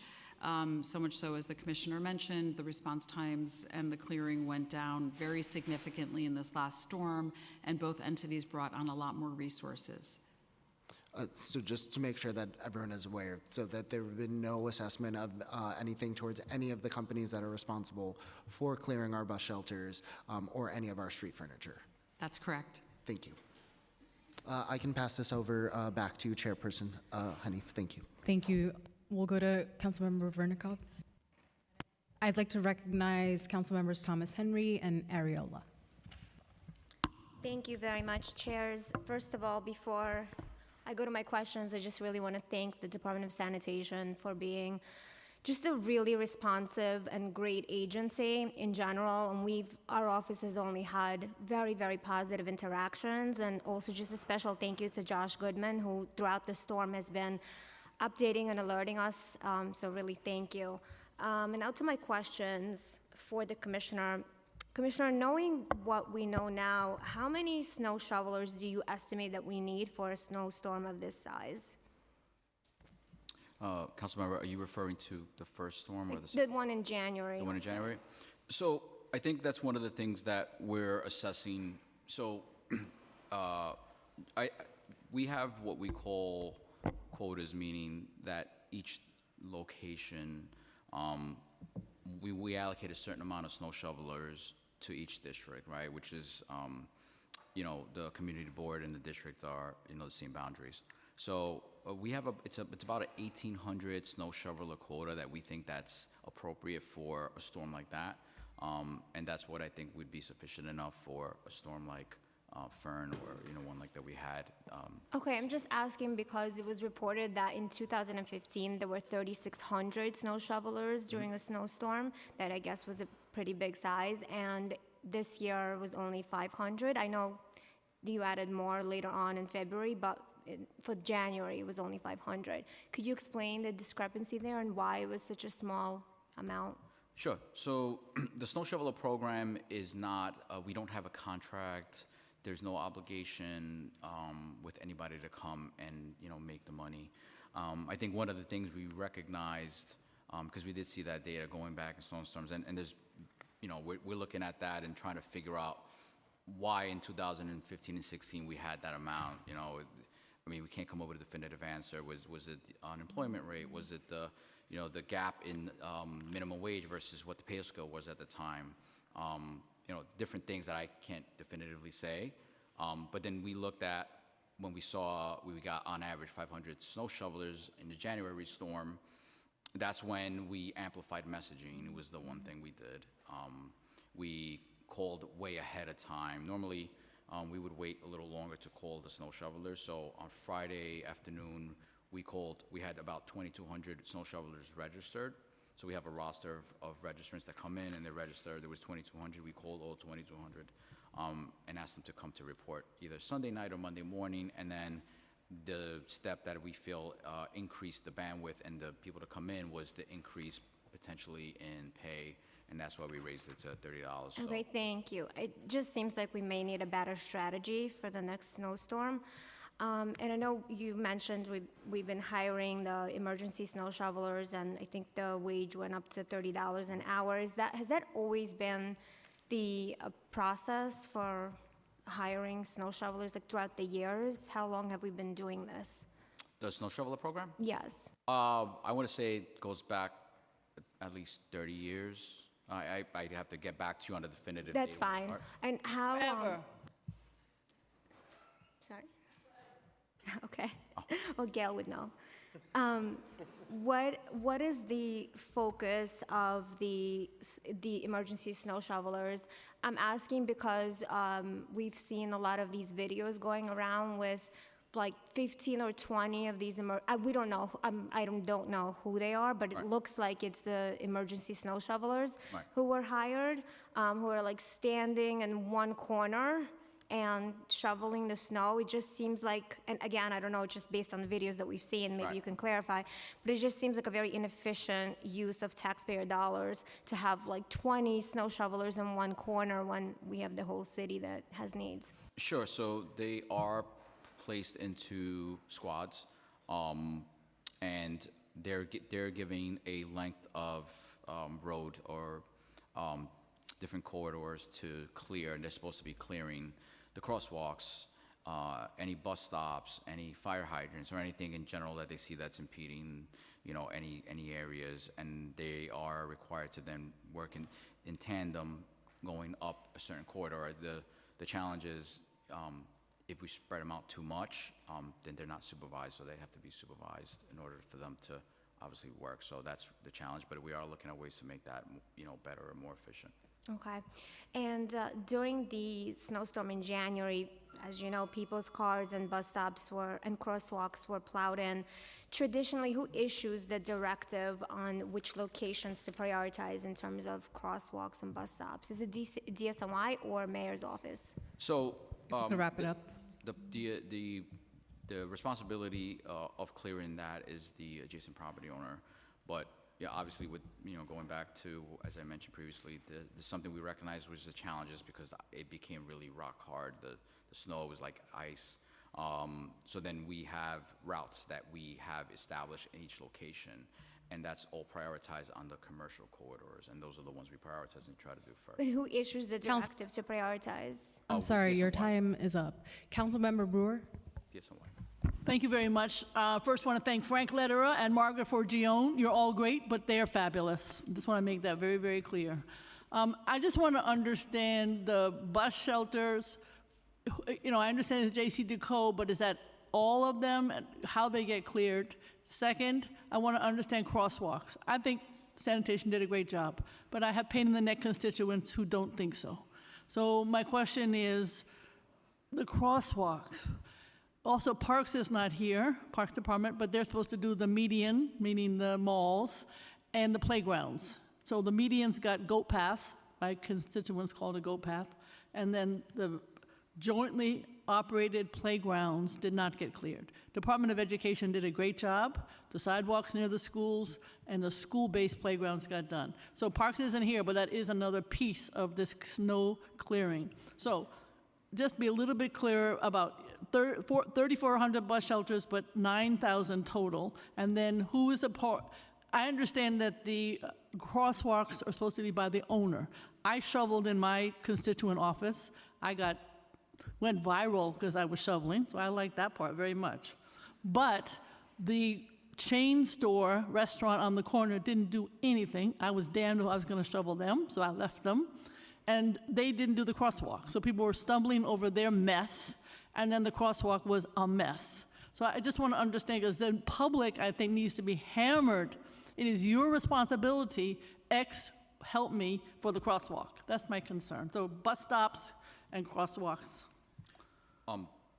Councilmember, so just want to, the initial question you had was about the shelter. Yeah, to understand, are there just 3,400 bus shelters in the whole city, and that's J.C. Decaux?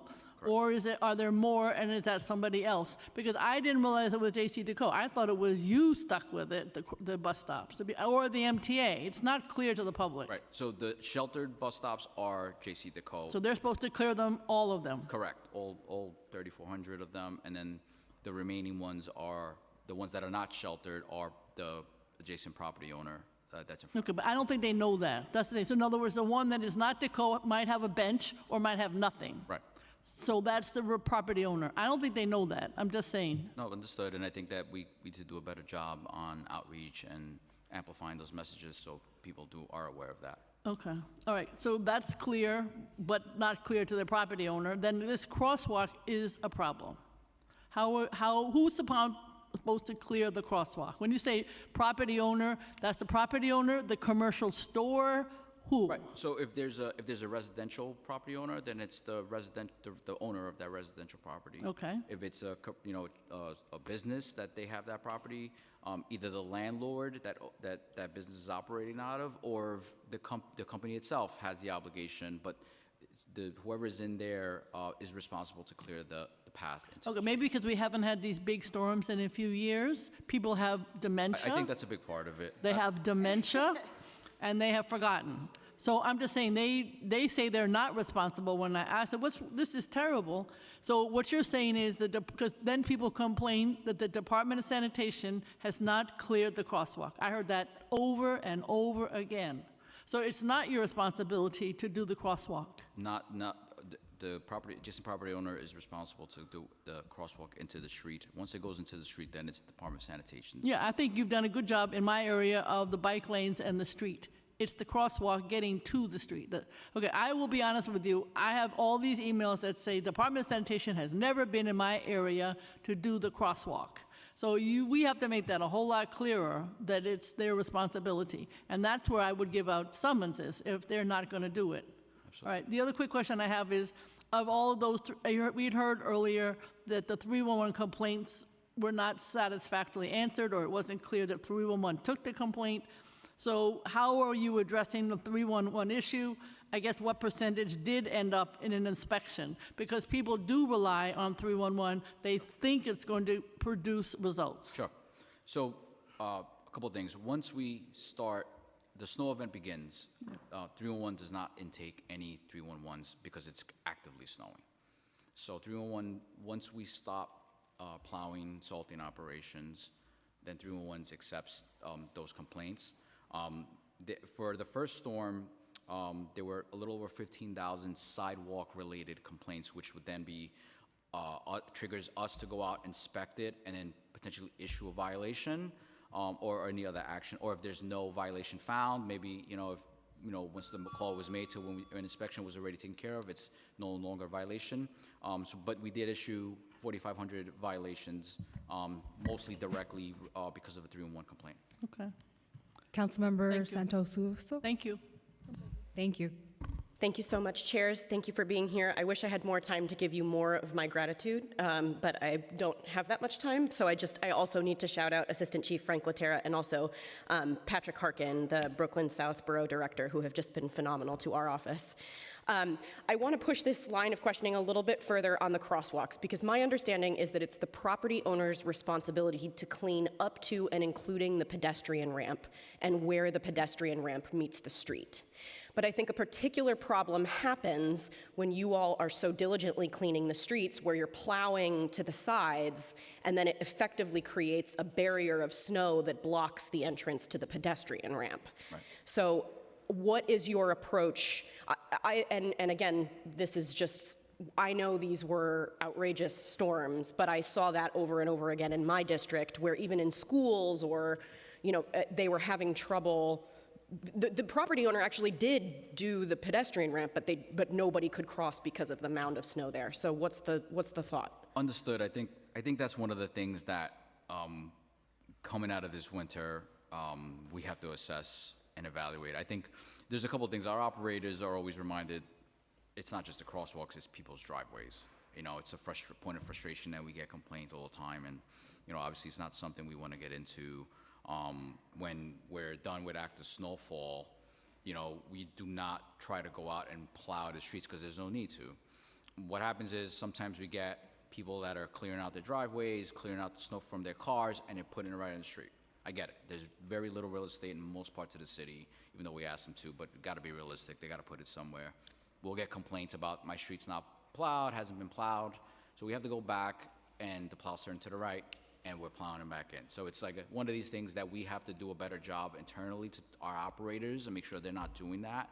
And then I think, go ahead. I'm sorry, just for No, time. go- Do you have a way of tracking the crosswalks that are clear leading to the pedestrian ramp? So that's one of the things we're working at. Okay. We geocoded all the bus stops and the pedestrian crosswalks in commercial corridors, and we're working on a solution of tracking that better. So Okay, all right, great. And I don't mean to rush you, I just want to get my questions out.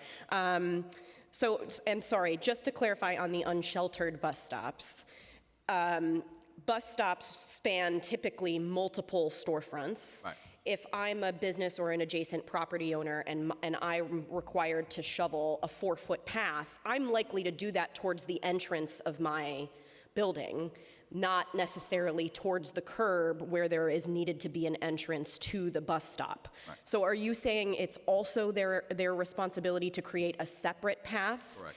And I think I would just echo that there's a messaging problem there because it spans multiple storefronts or property owners most of the time. So people, it's sort of like a game of chicken of who's gonna actually take care of that. So I would just offer up Understood. that We have to do a better job with that. schools and DOE coordination, I felt in Hernando was a lot better than in Fern in terms of making sure that pedestrian access to school properties was better and that the sidewalks were clear. What do you attribute that to, if anything? I think that was part of the, we did a NISM had an after-action assessment after Winter Storm Fur with all the agencies, and I think that the administration amplified that. Schools, all city property, had to make sure that if you had a corner, something like that, you had to clear that too. I think that was a big part of it, that the focus was on that. Better coordination. Okay, a couple more. Did we have any problems with downed equipment? No, I mean, we always have down equipment, but, our Bureau of Motor Equipment, they do a great job, and we have mechanics on the same 12-hour shifts, and they, not one particular issue that hampered our operation. I can't speak to one issue. Were there more melters that were available that weren't operational? No, so we have 27 snow melters in our fleet. The initial, after Winter Storm Fern, we deployed 8 snow melters across all 5 boroughs. And then the way the snow melters work is that we have to have enough snow piled up and ready to, we call it feed the melter. And if you sort of feed the melter, there's a hopper with water going in it and it melts the snow. if we don't feed that enough and have enough snow ready to go in there, it overheats the motor. I see. And then we can't operate it. So we have to have enough snow built up there, and then as we get more and more snow, we open up more sites. So then we expanded to 13 snow melters after Winter Storm Fern, because that's enough snow that we had to build up. Got it. Is there, in your opinion, a need? There was a report around fewer long-standing qualified sanitation workers available for these storms versus prior ones. Is there a need, in your opinion, for more qualified sanitation workers on specialized equipment for snow removal specifically? No. Thank you, Councilmember. Back a few years ago, we invested in making sure that any sanitation worker that comes through the training center is trained on skids, a holder, front end loader, and a mechanical broom. So.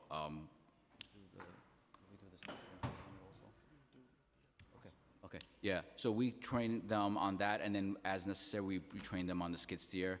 But that's something that we're gonna look to expand every year as necessary. Okay, thank you. Councilmember Zhuang. Thank you, Commissioner, and I have to tell you, in my area, the Deputy Chief from Brooklyn South, Grace Lopez, this woman is amazing. She replied my text 12 o'clock at night. Good.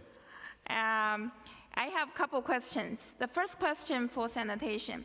Over 17% of New Yorkers are 65 and older, and approach 5% people younger than 65 with disability. Almost 20% of our seniors living in poverty. A lot of seniors cannot going outside to shovel their sidewalk.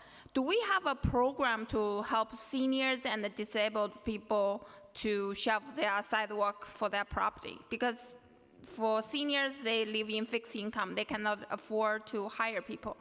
Sure, so we don't have, the Department of Sanitation itself does not have that kind of program. I will say that, I don't know specifics, but I was aware that there were some council members that had used some of their discretionary funds to use like ACE or some of these other organizations to help that in that effort. So that might be something that, you know, as you may want to consider. But right now we don't have that available in our, as part of our purview. Okay, I have another question for DOT. My office also got a complaint this morning in this area, Fulhampton Avenue and 62nd Street. I think this is DOT property. Near N train station, there's not like a definite city on the property. There's 5 people in 10 minutes fell there. And even the sidewalk is shoved, no salted, no one put the salt there. And a lot of people fell in that property. So who is responsible? What's the plan to deal with this type of situation? Yeah, I think if, assuming it's one of our assets, you know, we do an initial pre-treatment, we clear it, we go back if we need to salt it. I guess, you know, if you could let us know the specific location. Fulhampton Avenue and 62nd Street. I got a complaint a lot this morning. Okay. This particular location, one of the constituents sent me the picture. Do we know that one? Yeah, we can definitely get out. And this type of situation is very often. Even shovel the snow, no one saw it. Is that possible? You guys give salt to some business owner nearby, or families have someone help, or community people to help with this? Because it's not like difficult job. Well, I mean, if it's really a recurring thing, then we want to be aware of it. I would, you know, I don't know if you work with our Brooklyn Borough Office, Borough Commissioner Keith Bray, but we have a great team, and please, you know, by all means, let us know, and we'll make sure it gets looked at. And it's not only for DOT, it's also parks also have the similar issue. Why have people fail on park sidewalk? And also, my office was informed, even though there's school still open, there's a lot of bus not running. And there's only one bus from my district in Stillwell, go to Councilmember Kayla's district, go to Martwin. The whole bus stopped, and no parents knows about it. And no one give notification, and all the sidewalk was not cleared, and the school is open, kids need to go to school. Is any clear communication between DOT and the education department? So, sorry, Councilmember, could you clarify the issue with the bus? The bus stop not cleared, and a lot of bus not running that day. And the school is open. Is anyone have communication between Department of Transportation, MTA, and also school chancellor's office? So I can speak to the question. If it's a bus stop, we have communication. At the EOC, there's representatives from all agencies, including DOE. But DOE does a great job of communicating with our operations office and even me. I'm in contact with Kevin Moran, who's the Vice Chancellor of Facilities. And there have been issues where there's a bus stop nearby and we go out and we prioritize it. So there's constant communication in NISM with the EOC and then us if there's an issue with, if it's an unsheltered bus stop. Do you guys give recommendations to Department of Education if there's a bus canceled, only one bus from one location to the other location, and the kids need to go to school? DSNY does not give them recommendations. Okay. I'm not sure about DOT. Thank you.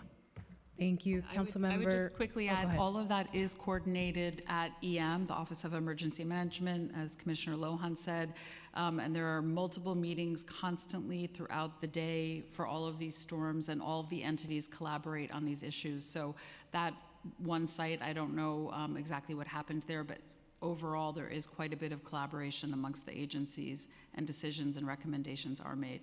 Thank you. I'd like to recognize Councilmember Caban, and we'll go to Councilmember Sanchez, Purina Sanchez, that is. Thank you, Chair, and it does not cease to be confusing. Sanchez in the house. Good afternoon. Thank you so much for your testimony today. I want to start with gratitude to the agencies, but in particular, Commissioner Lohan, just appreciating the folks at sanitation.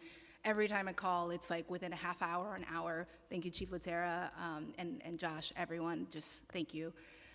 So I have 3 questions. I'm just going to ask them to get them all out, and then I'm going to listen to you and go pick up my kids.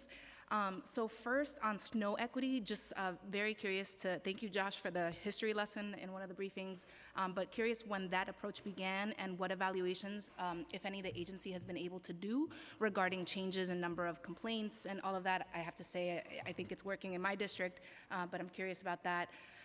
Second, I know we've been talking a lot about property owner compliance, and you mentioned 600 summonses, but in the cases where other agencies are responsible, so DOT aside, I'm thinking about parks, New York State DOT in terms of properties that are, or sidewalks that are above highways. I have a couple of those in my district, as does anyone that has a lot of highways zigzagging through their districts. Is there any coordination there with the Department of Sanitation? Is the Department of Sanitation sort of serving in a role that is looking at snow clearing operations holistically, or are you only focused on your assets, your responsibilities? And if the answer is just you're focused on your assets and your responsibilities, is there any other part of the city that is monitoring overall compliance? Because I have a lot of challenges with parks, but a couple of other agencies with sidewalk clearing. And then my third question is just the PSA question.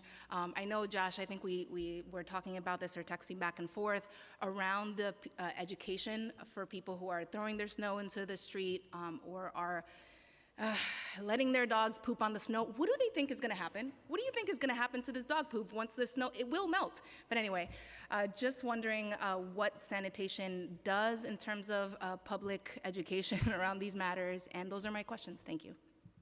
Sure. Thank you, Councilmember.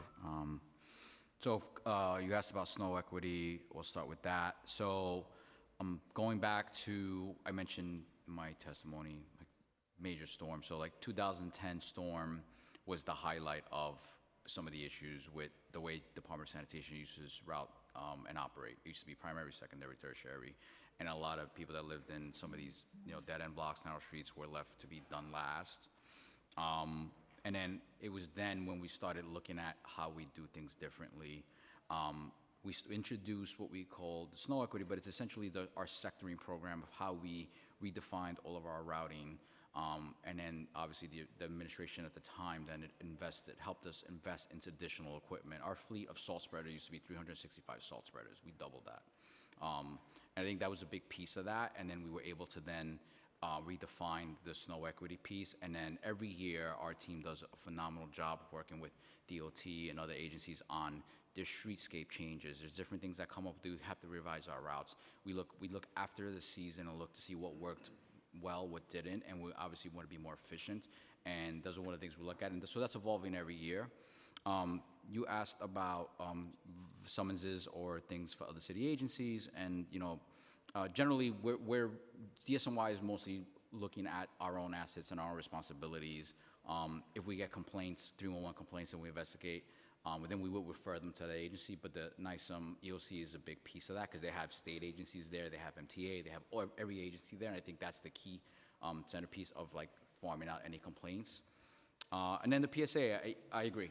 I mean, it was a challenge. It's crazy. I can't believe how much dog poop was out there.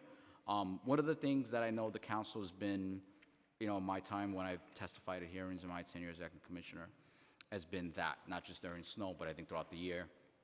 And I think, we're always trying to come up with different ideas. The fine does not work, and I think fining people doesn't work because we have to observe somebody in the act, and it takes a lot of resources to sit in an area and see if somebody doesn't pick up the waste after their dog.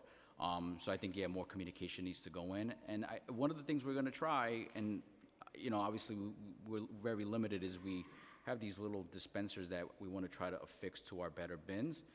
It's locked, and then maybe it'll attract people to take dog bags. There's a couple council members that are partnering with us. The only thing is we would need somebody to commit to replenishing and purchasing the bags. But it might be worth, trying to explore and pilot across anybody's, district to see if that works on the better bins. So. Thank you. Yep. Chair, I want to clarify that I understood correctly. So there is not a singular entity within the city that is looking at the holistic snow response. Every agency is focused on its own assets. Yeah, so we're generally only responsible for, as I mentioned, DSNY. There's not one that covers the entire landscape, every other entity. Thank you, Councilmember Nurse. Thank you, chairs. And also thank you all. You did a great job. I actually think the second version of the storm was the best. I'd love to get kind of a post-assessment on bringing on those shovelers for $30 an hour. I think that's we should just do that moving forward because I noticed quite a bit of difference in how fast things moved. I don't think we can rely on homeowners and people can't pick up their shit, they can't clean up their sidewalk. I think we should just move forward and put some cash in people's hands, put some shovels in their hands, and just get these intersections and curb cuts clear, because even listening to all of these questions, it's just it seems overly complicated to just get shovels and get things cleared, and who does what. I just think we can't rely on individuals. We should take it up as a public good and just deal with it. That being said, and sorry, I think I'm just hangry because I haven't had my lunch, but that being said, how many people are handpicking through the 311 complaints during these winter events? So we have our snow command center, which is staffed up by a couple dozen people on different shifts. But it's not just them, that every district and borough command receives those complaints at the same time. So everybody's supposed to be looking at that and monitoring the 311 complaints. Okay, understood. And at your command center or at the garages, can people, it's kind of following up on another council member's question, can you all see what intersections are cleared? No, so what we will be able to see is when the responsible supervisor will go out and action the complaint. Once they action the complaint and enter the response into dynamics, whether it's cleared, violation issued, or not NOL, which is not on location, meaning they didn't find anything, that's how we'll know that what was the action taken. Yeah, it might be another layer to add on to your Plow NYC thing. And then does the inspector who goes out for sidewalk complaints walk with a shovel or have a shovel in the car? No, so they're generally either done by sanitation enforcement agents, sanitation police, or field supervisors, but they do have the ability to dispatch a crew if necessary, if there's something that just like a life safety issue. Yeah, especially in this kind of particular event. I mean, if they're going all the way out there, they issue a ticket, we might as well just have a shovel in the car so they can just deal with it as well. That's something to That's it, Chair. Thank you. Councilmember Wong. Okay, thank you, Chair. Question to the Sanitation Commissioner. Thank you for everybody. It's a lot of snow. It's a lot of work. I appreciate all the work you've done. I do have a couple of questions, nice and short. Why are the plow trucks push the snows only to the right? And what happened to the wedges, the plows that push to both sides? I don't see them. I mean, is there a problem putting them on, or because the complaints we have are all from people that are living in the right side of the street? Can you talk about that first? Sure, absolutely. It's one of the biggest complaints we get every year about plowing to the right. We plow to the right because if you take a two-way street like a Fresh Pond Road, if we plow to the left, now that snow is going onto oncoming traffic, so we have to plow to the right. One of the things we have looked at as far as equipment and technology is articulating plows. We've looked at some of that and see if that's something that's effective, maybe for part of our fleet, because then the operators have the ability to shift when necessary. As far as the V plows, we use V plows in this second storm. That's primarily used for when we have higher amounts. That plow is raised 4 inches off the ground. It doesn't trip, and it's meant when you have heavy snow and you have to clear both sides, and it opens it up. Our pickup truck plows have those, but those are the smaller pieces of equipment that have that ability to have a V. All right, thank you. Next question. How do you get into a street that's like an open street that's closed? Like 34th Avenue, 26 blocks that's closed. So how do you plow that street? Can you talk about it? Sure. So part of the street, we coordinate with DOT.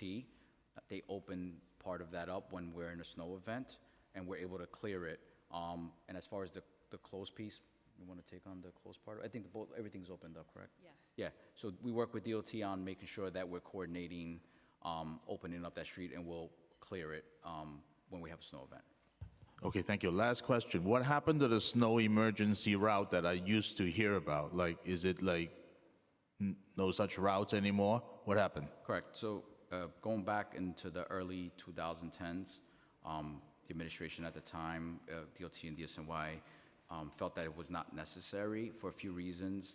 I think it's one of the things that, because of the way we revise all our routes, as I mentioned, there's no more primary, secondary, tertiary.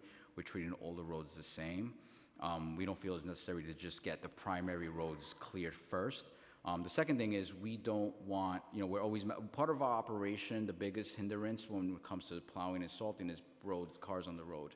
So anytime we go into a snow event, we stress, keep off the roads if possible, stay off the roads as possible. So we don't want motorists moving their cars, looking for parking, and then maybe, now that creates another hindrance for us when we're in snow operation. So I think as far as we're concerned, it's not an effective tool anymore, the way our operations works. And I don't know if DOT wants to add anything to that. Well, I would just add also that we would have some, safety concerns around the idea of asking drivers to kind of go and move their car during a snow event. I think, like Commissioner Lohan said, it's safer for everyone and it's more efficient if everyone stays off the roads. Okay. Final question. Do you think the sanitation should get more flatbed trucks to take the snows away? Because clearly most of the complaint is about this, there's no place to put them. And then you can keep plowing, the snow is still there. Yeah, that's part of there's two pieces. The DOT helps us greatly post-storm, like once the storm's finished and we're, not just clearing things. DOT provides assets to us of dump trucks, so they give us a good part of that, and we have our own. And then if it's a bigger storm, that's when we have our contractors then with dump trucks as well. So I think that's part of what we do when we're making these piles, or if there's piles that are created already, we're hauling them away. If it's a situation like we've had the last two storms, we're putting out the snow melter and then we're melting it. Sometimes we'll just put it in a snow dump, but typically we'll melt the snow, but that is something that we are currently engaged in. Thank you. Thank you. I'd like to go to one of my favorites, pedestrian bridges. Following Storm Fern, how many pedestrian footbridges for which DOT is responsible for were cleared within 24 hours of the end of precipitation, and how many were left unserviced? Okay, so DOT has about 600 locations that we're responsible for clearing. That As in the footbridges, or? That includes pedestrian bridges, overpasses, underpasses, areas along service roads, things like that. So I don't have the exact number of pedestrian bridges, but we do have them all in our snow plan. And what we have done with our 600 locations is we have prioritized them with a system of 1, 2, and 3. And what we have looked at are concentrations of pedestrians, transit, disability communities, things like that, in order to be able to give them a priority. So we obviously start with the 1s, we move on as quickly as possible to complete the 2s and the 3s. So if there is a specific bridge, we can go back and look at our records for the last storm, the January storm, and we can get you more information on that. Yeah, that would be great. It took a while to get the bridges cleared, and so you don't have the number about how many were cleared within 24 hours. Are those numbers available? We can look up specific bridges, yes. Okay. We can probably get and that then for you. Is that data shareable with us, as in like the bridges in our own districts? Because obviously, as the council member, even though we're not the sanitation worker, we're getting a lot of heat. Absolutely. Yeah, we can look in the future whether we can have better information sharing with the public and with the council as we're clearing. One particular footbridge at Fort Hamilton Parkway remained uncleared for more than 48 hours after the storm. And there were people with disabilities. It's a school route, PS 130. There's a subway station, which was also not shoveled. DOT indicated there wasn't sufficient capacity to clear all pedestrian bridges within 24 to 48 hours. What operational, staffing, or policy changes are needed to ensure that the pedestrian bridges are consistently cleared within 24 hours after snowfall and treated with the same urgency as adjacent roadways? Of course. So when we have a snowfall, it's all hands on deck at DOT. Every operational person, even if snow is not normally, one of their primary duties, or even if they do totally different types of work, we put them all on snow. We go to extended days, 10 or 12-hour shifts, and we watch very carefully how quickly we're getting through our snow plan of the 600 locations. We also use snow laborers. We don't have as many as sanitation, but we had well over 100 for this past event, and they were extremely helpful. So we methodically get through our list as quickly as we can, and I'm sorry we didn't get to the Fort Hamilton Bridge more quickly.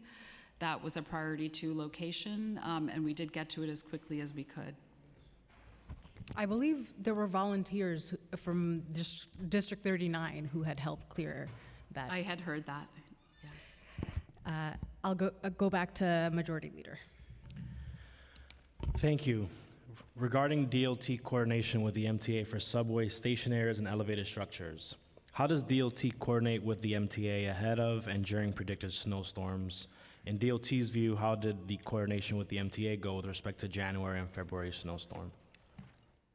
Okay, so the understanding with the MTA is they clear around their subway station entrances, but then the adjacent property owner, or it could be a city property, that's where the rest of that area is picked up. So, if you're looking at a location like we were looking at a Grand Army Plaza in Brooklyn subway entrance, the area immediately around it, the MTA would clear, and they do clear, but the rest of that area would have been parks because it was adjacent to Prospect Park, for example. So if we ever see something, we do have a good relationship with the MTA. We know who to call. We will call and alert them we're not seeing something done, but we do have coordination with them, and they also participate in EM meetings, the ones that I mentioned earlier. Are there any recurring problem locations near subway stations where snow clearance is inconsistent or responsibilities are unclear? I'm not aware of that, no. When plowing operations block access to subway stations or bus stops, how are those barriers identified and resolved? What role does the MTA play? jump in. So again, it's something Commissioner Lohan talked about earlier. At times, an area is cleared and then the sanitation plows do come through. That is something our partners at the MTA are aware of. I've seen many times that they will come back and they will create a pathway into the street or off the curb when that occurs. Does DOT track recurring problem locations near transit hubs? I know our borough commissioners have on their radar in storms, there are certain areas that are more sensitive to the community or we need to focus on, and often we do come back to those. So there is some, I would say, informal tracking of that. Informal tracking, got it. And then what percentage of subway entrances were fully cleared within 24, 48, and 72 hours after each storm? I don't have that information, sorry. Okay, the MTA should have that? Yes. Okay, if we can collectively work with the MTA and DOT to get that information, that would be very helpful. I have questions on City Bike. What are Lyft's contractual obligations regarding snow clearance at City Bike stations, and how does DOT monitor compliance? I understand that in the first storm, City Bike stations remained obstructed for more than 10 days, some 11 days. I know that this past week has been different, but very much concerned about the response for City Bike on the first, with respect to the first storm. Yes, understood. And, I think the fact that so many New Yorkers rely on City Bike now, in a way, it's a success story, but it's definitely brought to light that it's just as critical a piece of infrastructure in the city as other aspects of our transportation system. So just for context, there's about 2,200 City Bike stations with a total of around 30,000 docks. And clearing them is pretty painstaking work because you have to, it's basically you have to do it by hand, right? You're working between the bikes, there's electronic equipment. So that's something we've learned, is just how labor intensive it is.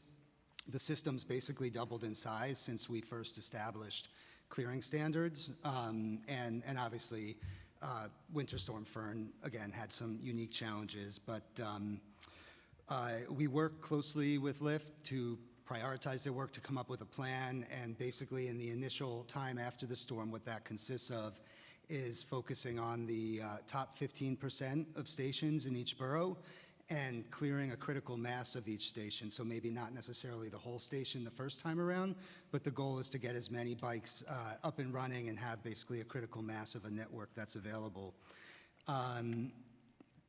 As of today, all stations are clear since the last storm.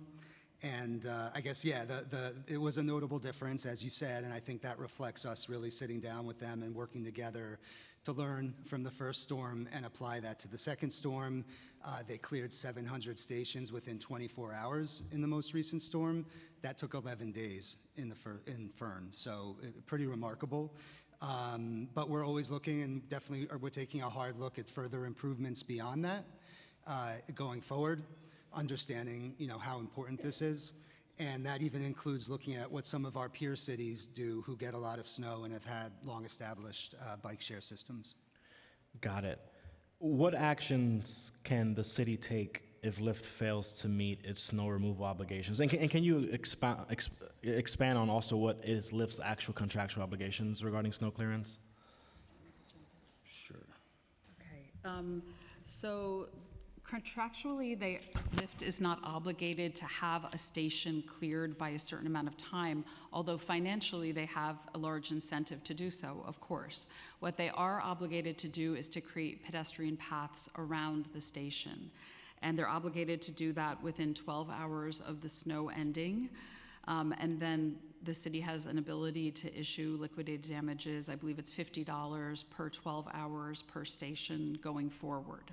So it's fair to say that Lyft was not in violation because there wasn't a time restriction inside of the contract. Is that an area where the department would seek to, make sure that we're providing timeframes in these contracts so that? Exactly. I think that's absolutely something we'd want to consider when we put the contract out, renew the contract in the future. Oh, I would love to see that as well, so that our folks who are very reliant on our city bikes can be able to use them, and have a lot of folks rely on them to get to work or to for childcare arrangements, what have you. Runs the gamut on the needs for it. Yeah, and Chair, but one thing I will add is that we did see Lyft very aggressively pursuing clearing out the stations, and they shared our sense of urgency to make that happen in this storm. Yeah, I can attest to the fact that I've seen this past week was a much better response, and whatever you did this past week, we would like to see you applying that same pressure in the future. My last question on this set of questions is, what operational changes and deadlines will DOT commit to before the next major storm to prevent stations from remaining obstructed? City bike stations specifically? Yes. I think that's something that we can look into.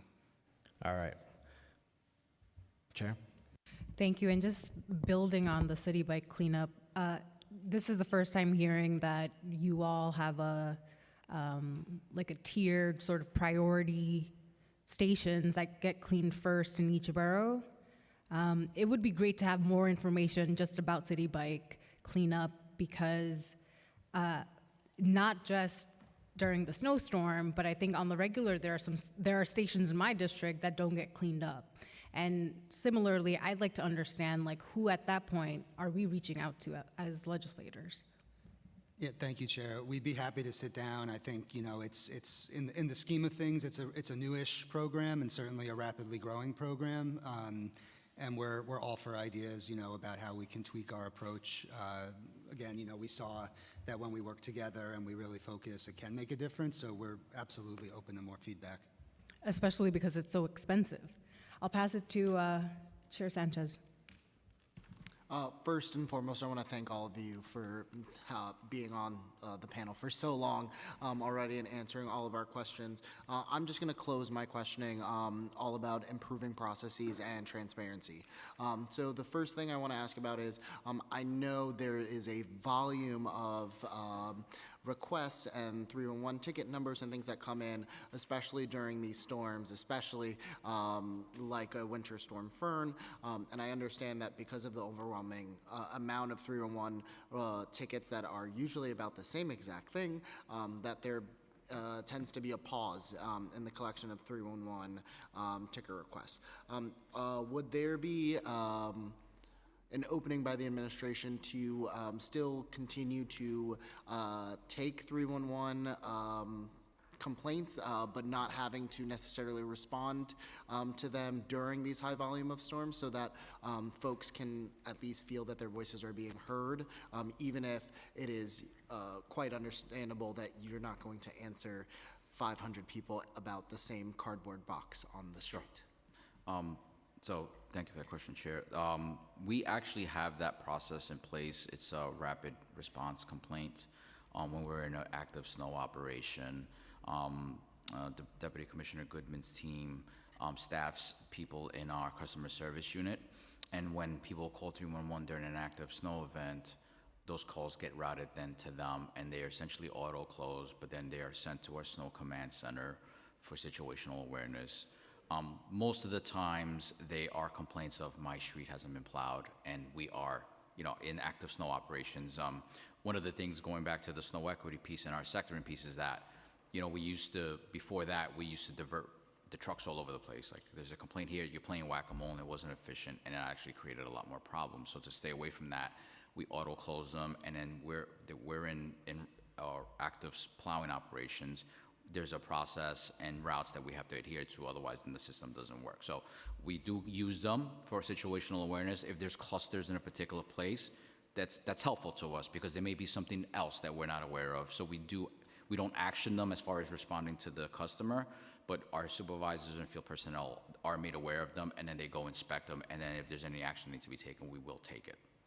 Would you be open to doing, I know that's via the phone, would be open if we're able to find a way to do that on the 311 app that would allow folks to also do that mobily as well? I believe, thank you, Mr. Chair, I believe they come in online as well. Oh, okay. We'll double check. I never would have doubted that they did until you just asked, and now I want to be 100% sure.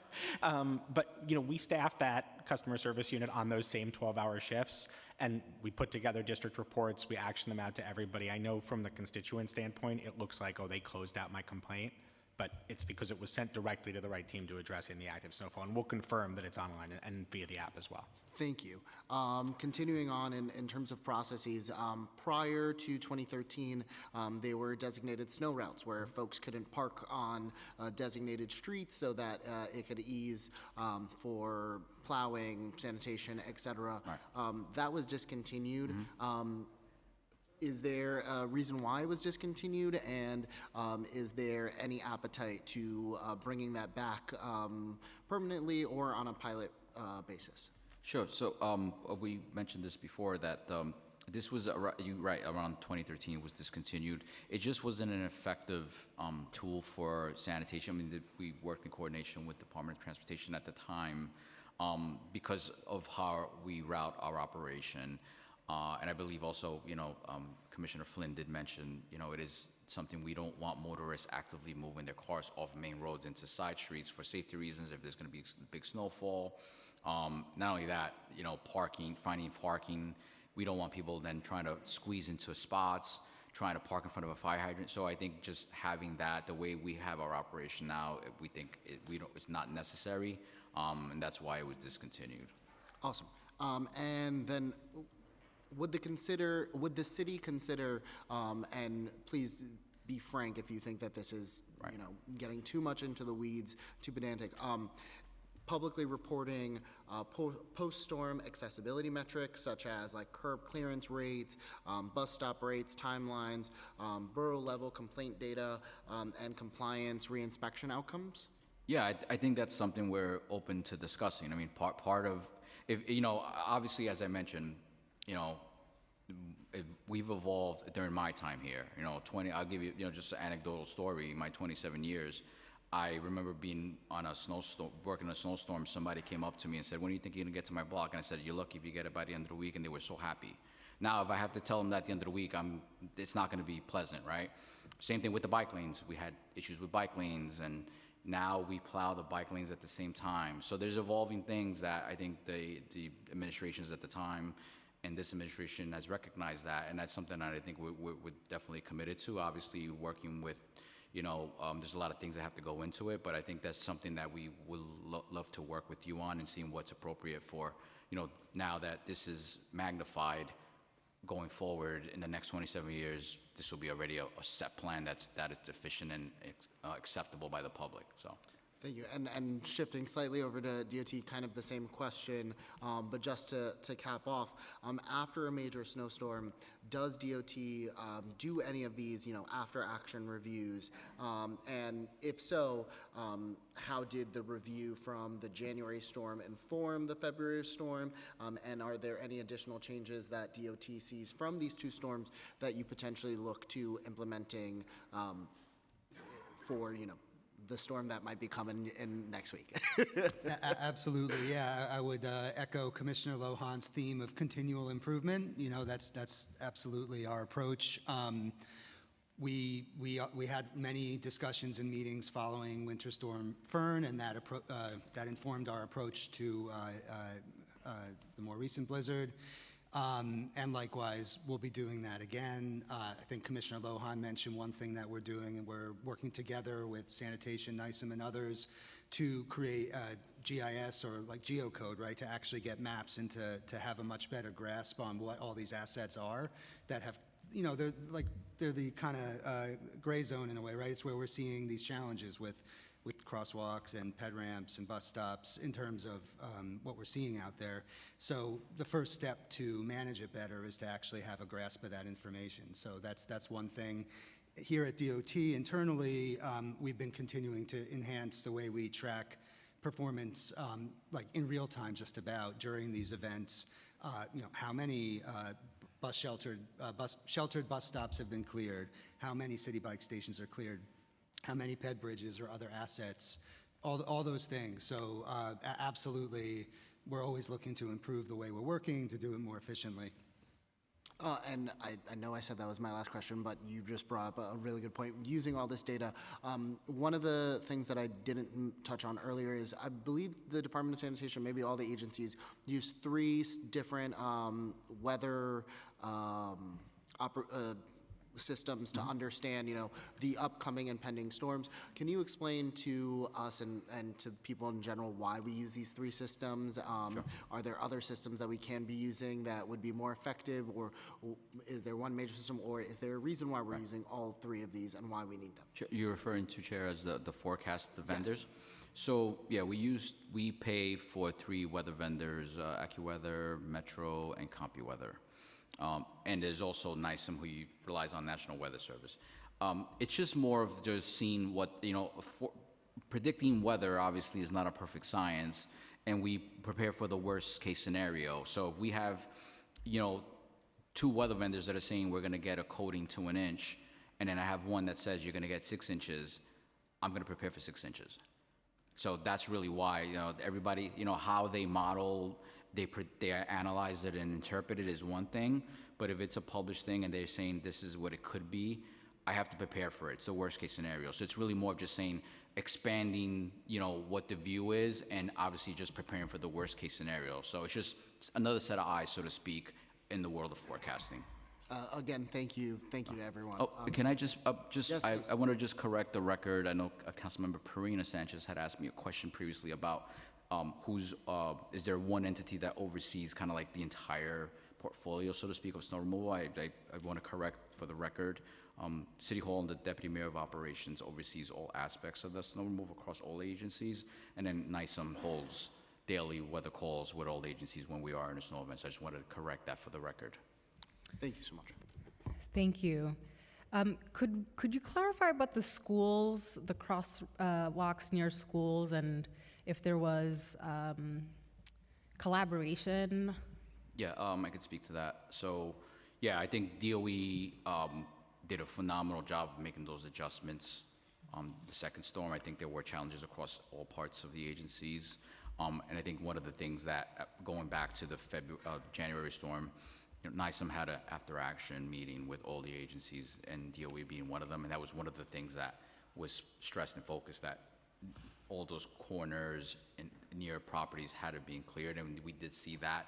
There was coordination with DOE and us regularly on those kinds of things if there was something that we could have done to help, but they have a phenomenal staff. They have, I think, 8,000 people for facilities, so they definitely did a better job this time, compared to the last time.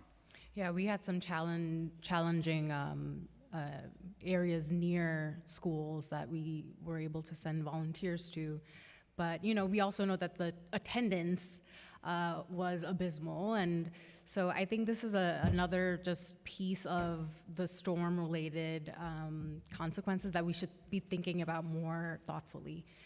I'll pass it to, recognizing Councilmember Joseph, and then passing it to Councilmember Vernicow. Thank you. Question for MOPD. Is there anything that could be done to identify the homes of disabled individuals so that maybe you guys can advocate for an exemption during a snowstorm? So that's the complicated question. We could look at whether something could be done on a voluntary, it would have to be on a voluntary basis, of course. When you say voluntary basis, you mean? I mean, Like I think probably people, there's complicated issues raised with any kind of registry for any kind of vulnerable population, including people with disabilities. So it's something we could look at, but it's likely a complicated issue. Yeah, I would love to discuss that with you as well, because we all understand the difficulties of disabled individuals to have to come out and shovel their snow, and we have the same issue with trash, when they're fined for not picking up their trash. And I know that it's complicated, but I would love to find something for them. They shouldn't have to pay for their challenges. Thank you. My other questions are for sanitation. If I could just pick up where we left off. Could you just, Commissioner, again, who issues the directive on which locations to prioritize during a snowstorm? Is it the mayor's office or is it DSNY? DSNY, as far as what you mentioned before. Okay, thank you. And then which other city agencies other than DSNY were engaged in snow shoveling and trash removal during the snowstorms? So as far as snow shoveling, things like that, we had great partnership with DOT, Parks, DEP. Those were the main agencies that assisted us in snow removal efforts. So they actually assisted you in snow removal? Yes. Okay. I feel like it would be nice to see like the MTA and the DOT more engaged. I feel like that would kind of help out the Department of Sanitation. Okay, and then in terms of snow melters, I think you mentioned that the city has 2,700? 27. Oh, I'm sorry, 27. Do you think that's sufficient, or do you think that we need to increase the amount? No, it's sufficient. So one of the biggest misconceptions that we saw when we broke out the snow melters after the first storm, because we hadn't had a snow melter operation since 2021, was that a lot of people felt that the snow melters were only melting snow directly near where the melter locations were located. The snow melters locations are just staging areas. There's two parts to it. We have to bring enough snow to that location to feed, to run the operation. So there's a lot of snow we're bringing there. So we're closing down the block for weeks at a time in some cases. So we don't want to shut down a block that has, businesses or residents in the block. So that we have to carefully select that. And the second piece is that the sewer needs to be able to handle the amount of liquid that's going in there as you're melting. The water's going into the sewer, and we coordinate that with DEP pre-season. So we can't just pick any location. But we're taking snow from all 59 community boards. It's not that we're only melting snow in that area. And the 27 is sufficient. I do believe is sufficient enough for the amount of snow that we need to melt. Okay, and then last question. Where do you think the city missed the mark with these two snowstorms? Because, obviously, something went very wrong here, even though there were obviously many efforts from a lot of agencies, but something was different from the other snowstorms. So where do you think the city could have done better? So I think the city did a great job, and I think that one of the things we do recognize is their communications on the crosswalk piece, the bus stop piece, adjacent property owner. We could do a better job in. And then obviously now prioritizing the pedestrian infrastructure piece, which we did in the second storm, right? As I mentioned, we never brought in snow shovelers the onset of a blizzard. That was crazy. If you ask anybody that was on this job 20 years ago, that would have never happened. So that's one of the things that we immediately recognized, and then we adjusted. So, and then obviously some of the other things that I mentioned, just geocoding all the bus stops and the ped ramp, things like that. There's things that we're gonna now we recognize, and we're gonna evolve better to continue to do that for future storms. Thank you. Thank you. If a complaint is made through 311 but with the wrong address, does that wrong address get the violation? Well, no, it's all based on inspections. So if it's like 123 Main Street, and the real violation is 130 Main Street, if the inspector, the supervisor, goes to 123 Main Street, if there's no violation, they're not going to get, a summons. But if there's a violation, we would. It wouldn't just be based on the 311. It just drives us to go inspect the area. That's all the 311 does. Oh, got it. So the inspector then is, while they're there inspecting. Right. They can inspect anything in that area. It might not just be the one address. It could be multiple addresses. They have the latitude to issue violations to any location on site. Got it. That's great to know. I'll pass it to Councilmember Kayla. Me again, sorry. But I'm going to ask Commissioner Flynn just a few questions. Congratulations, first of all.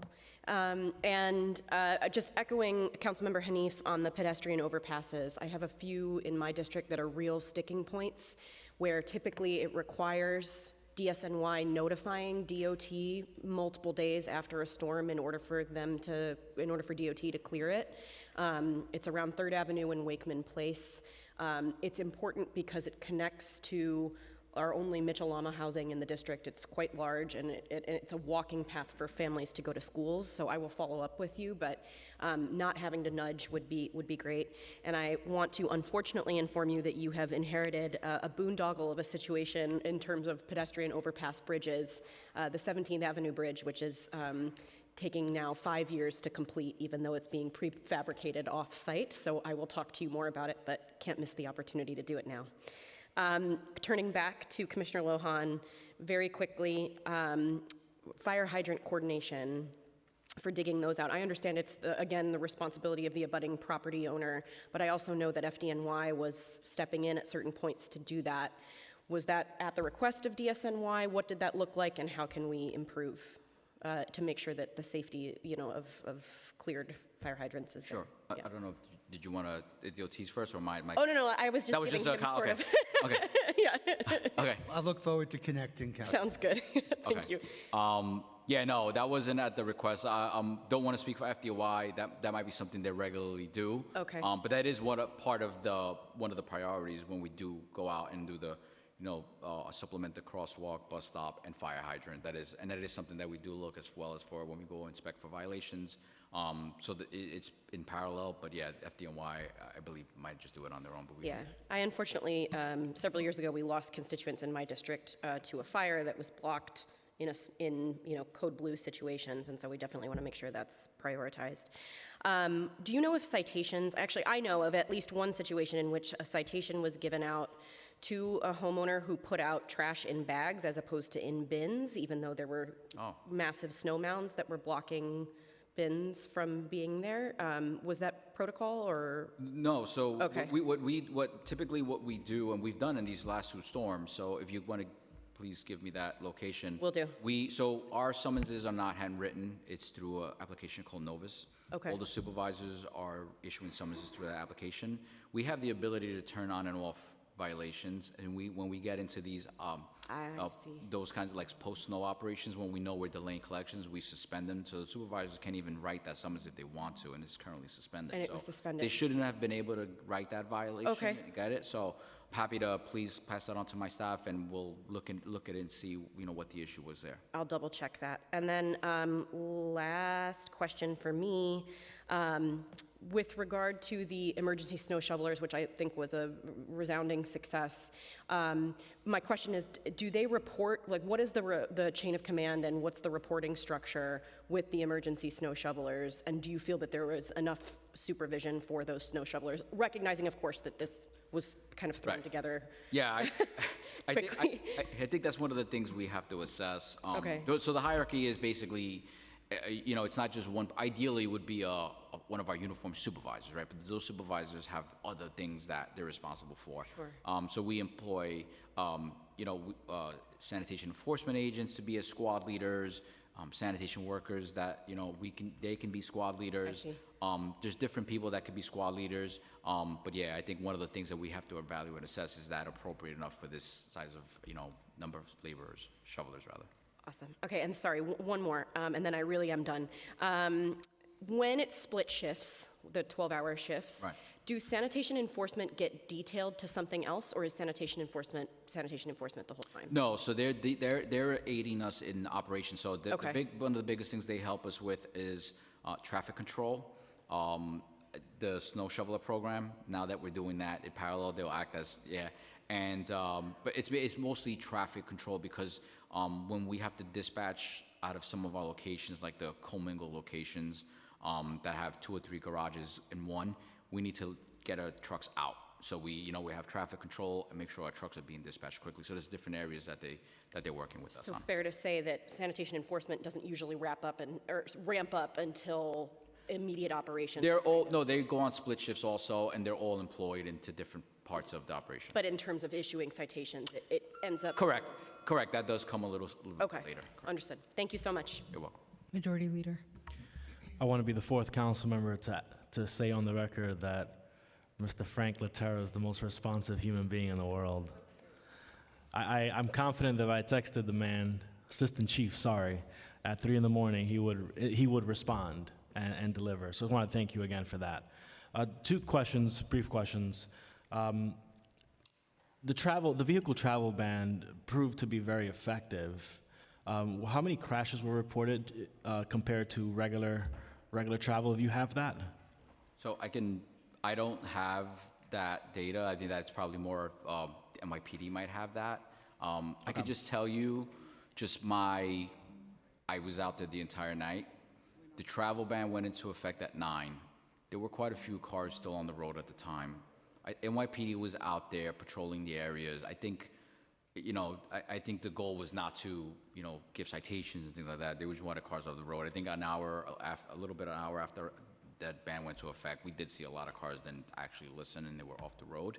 I didn't see too many collisions, thankfully, compared to the previous storm where, there was some collisions. So Would you recommend more regular use of the vehicle travel ban in future storms? It depends. So there's an impact, a cascading effect. Businesses, now you have trucks that can't get goods delivered to businesses, and that's a big impact I think we have to consider.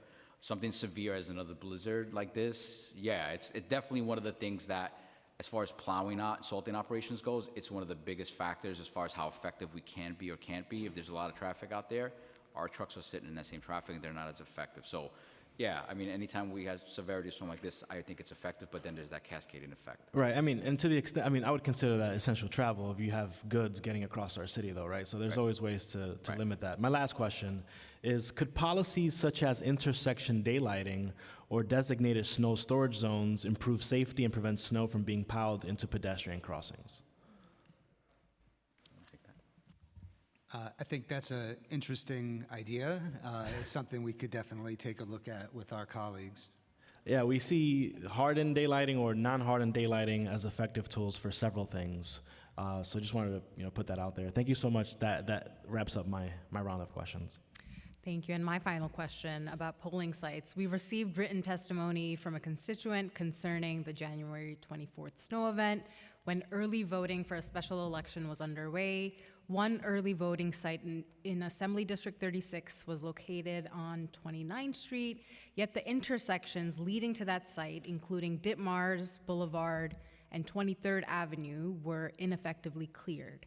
In the event of a special election, can you walk us through the coordination by city agencies to ensure seniors and disabled New Yorkers do not lose access to their right to vote? Sure. So we were aware of if you recall, that the polling, I believe the early voting was supposed to happen the weekend and it got postponed.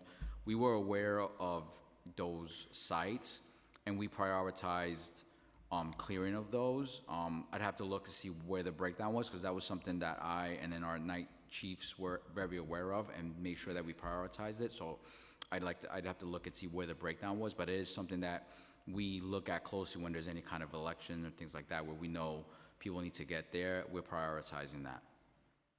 Wonderful. Well, thank you so much. And I just have to give another shout out to Frank as well.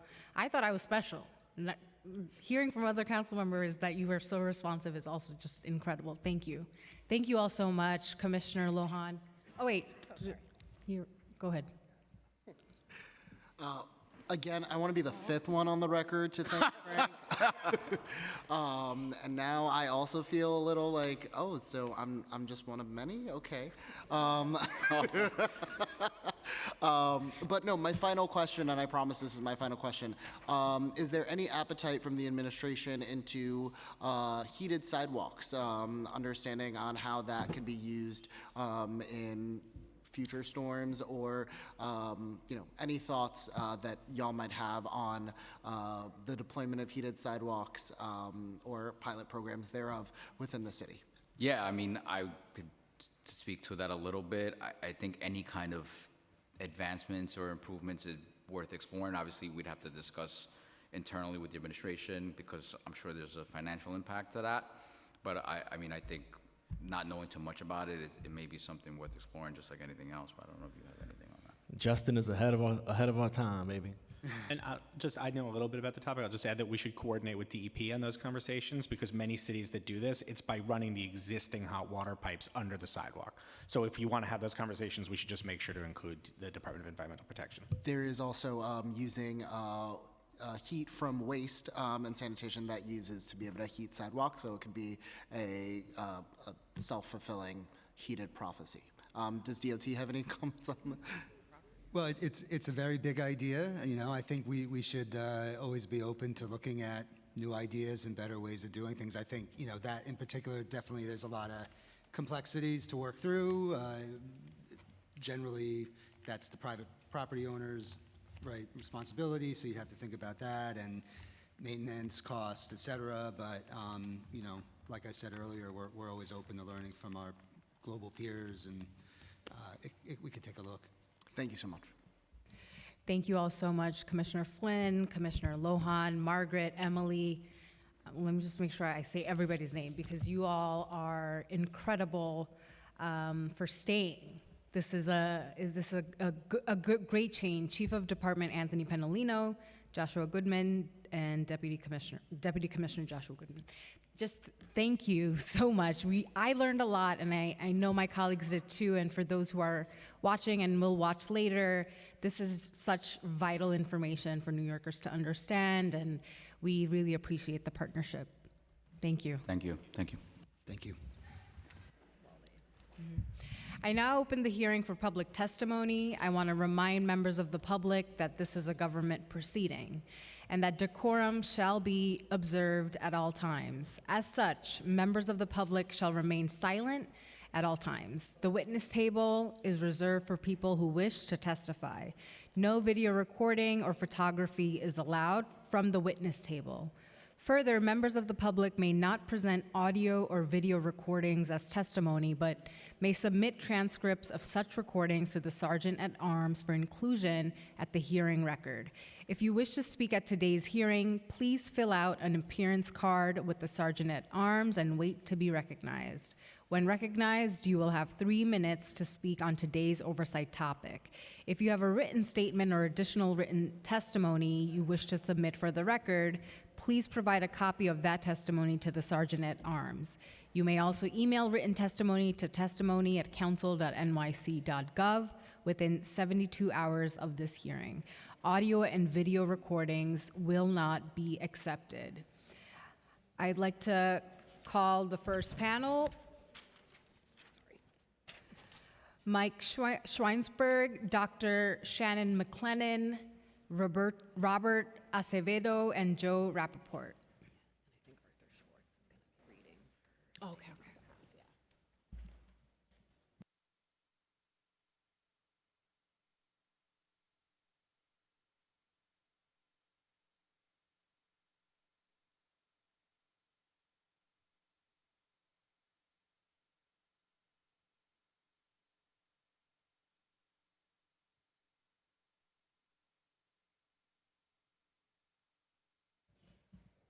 Whenever you're ready, Mike.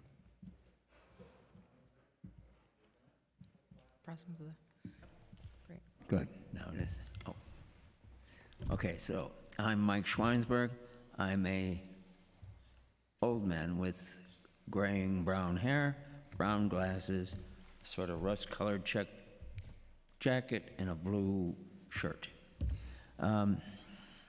I've been a disability rights and disability justice advocate for over 25 years, and now president of the 504 Democratic Club, which is the nation's first and largest advocating for the civil rights of people with disabilities.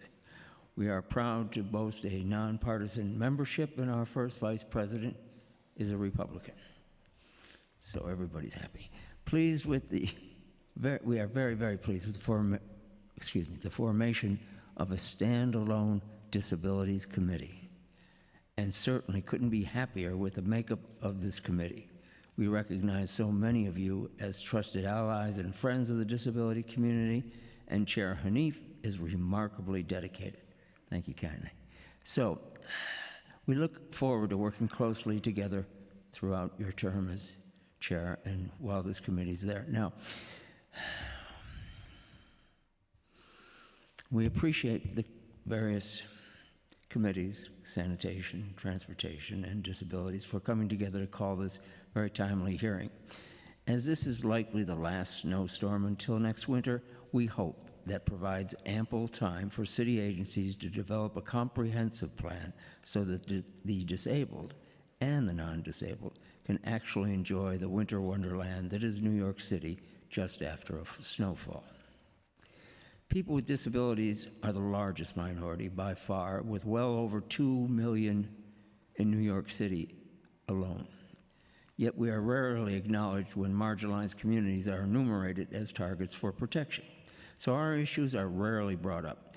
We were very pleased to hear the mayor and then the commissioner both speak for the very first time about the need for 4-foot wide paths and the clearing of curb cuts. Of course, we wish that message had gotten through to the sanitation workers and emergency shovelers. You will hear a lot today about the detrimental impact that's on so many people with disabilities as well as non-disabled folks.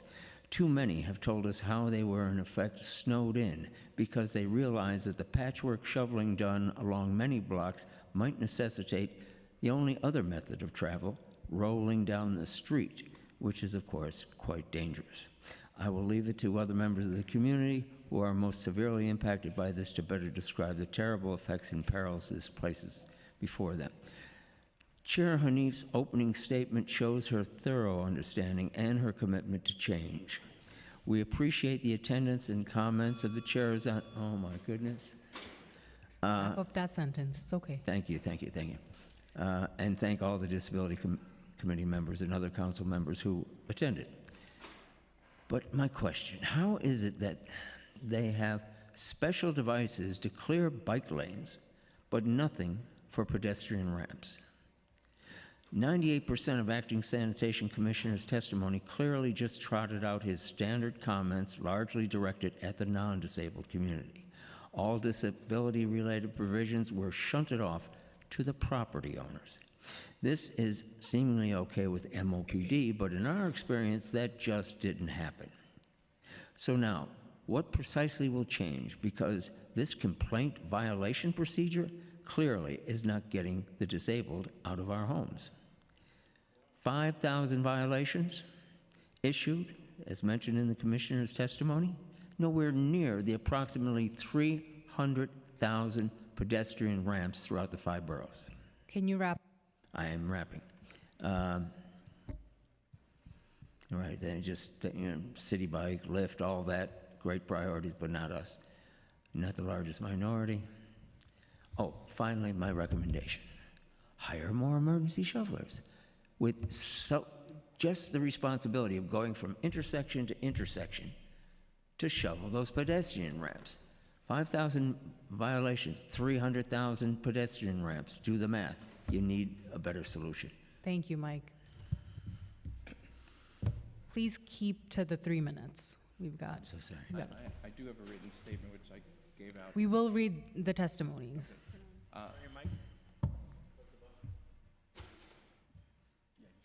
Yes. Yeah, my name is Arthur Schwartz. I'm the General Counsel of the Center for the Independence of the Disabled, New York.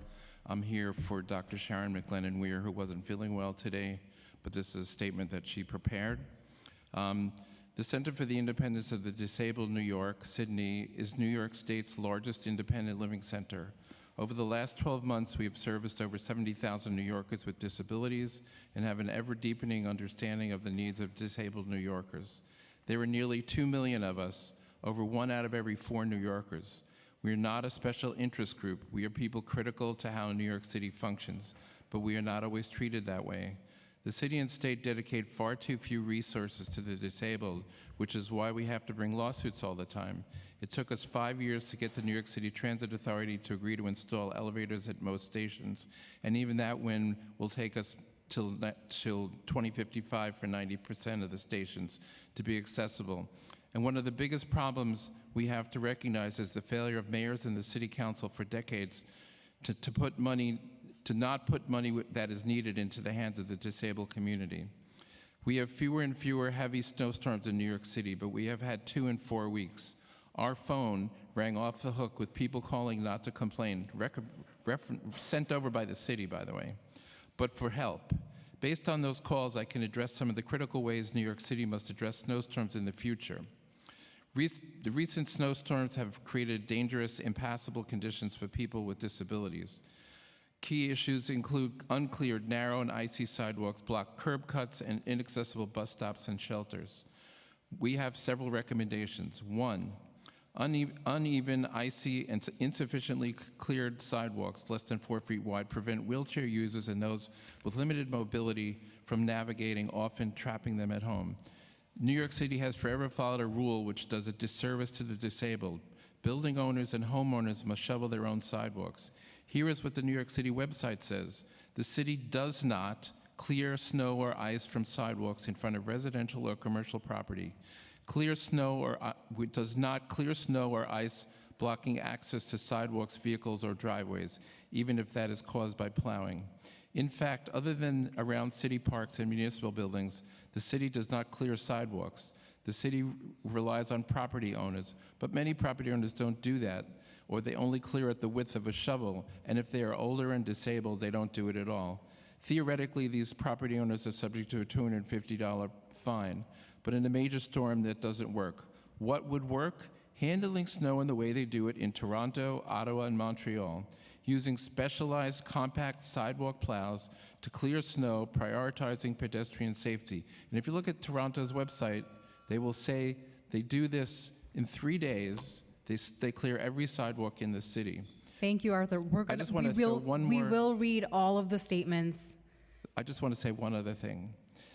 What Michael talked about the specialized plows that now plow bike lanes, those same kind of specialized plows that clear a path for bikes could be used on sidewalks, and why bike paths get more priority than where pedestrians walk is something that puzzles Sydney greatly. Thank you very much. Good afternoon. My name is Joe Rappaport. I'm the Executive Director of the Brooklyn Center for Independence of the Disabled. Thanks for having us. And we agree that sidewalks should be more of a priority, and we hope that that is something that the city and the council will look at.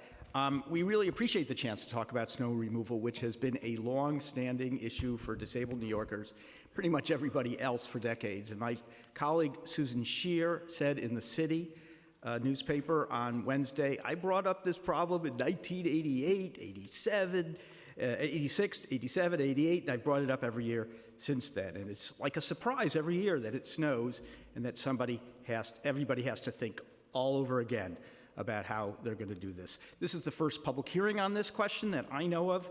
I appreciate that. We're also pleased to welcome the committee, and we look forward to working with you on this and other crucial issues. My colleague Jean Ryan mentioned our disappointment that this hearing wasn't scheduled. I had asked a BCID staffer who uses a wheelchair to testify here today. As our representative, she couldn't come because she is unable to leave her apartment yet. And you had a cute Instagram video that perfectly illustrated the barriers that still remain around City Hall and around the city. And that's one of the reasons that the hearing should have been rescheduled. I know that might not have been your decision, but I hope you convey to your colleagues, including the speaker, that this was not a great start for the council, though this has been a valuable hearing. We met last week with Deputy Mayor Kerson's staff and made several recommendations, including getting the word out about the responsibility of the public and property owners and business owners, and they did, as we heard, do a much, much better job in getting that out, and we appreciated that from the city. I think there's a lot of work to do. I made 4 recommendations. I wrote 3, but whatever. First, that the department should review and change its own snow clearing practices. They often plow snow right into crosswalks, and we're talking about the part that is their responsibility to clear. It's the business owner or the property owner's responsibility to clear to the crosswalk, but not the street. They've got to change that. It must coordinate its response much better, creating a clearinghouse for snow clearing. It's got to do a better job of monitoring, not have it be complaint-driven, which it seems the department said that's how they handle things. And it really has to get the word out much earlier to property owners, and we propose that there be a network, text and otherwise, that connects property owners, supers, and real estate agencies so that they know when snow is going to be cleared and also when garbage is going to be picked up. There's plenty of recycling still on my block. Thank you. Thank you.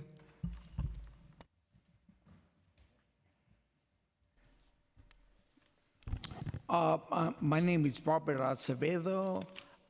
As a wheelchair user,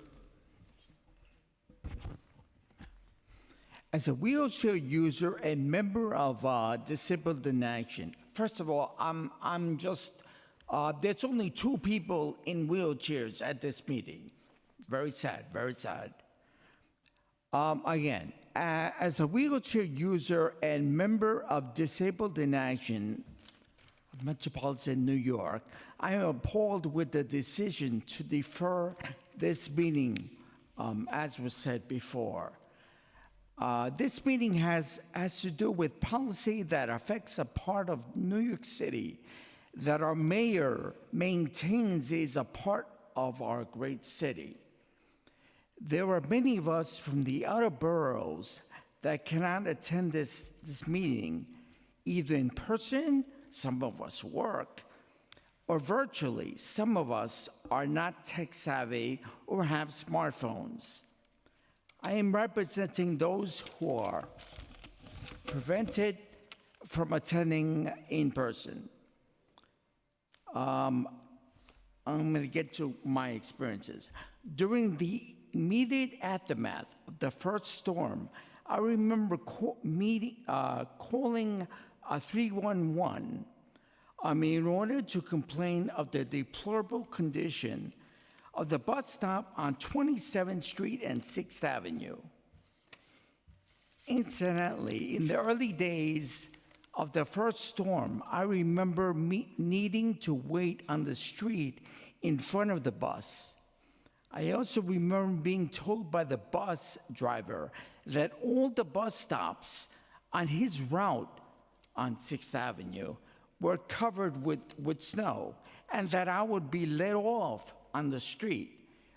Remember that this is my experience in Manhattan. I think in the outer boroughs it's even worse. The current second storm brought more snow.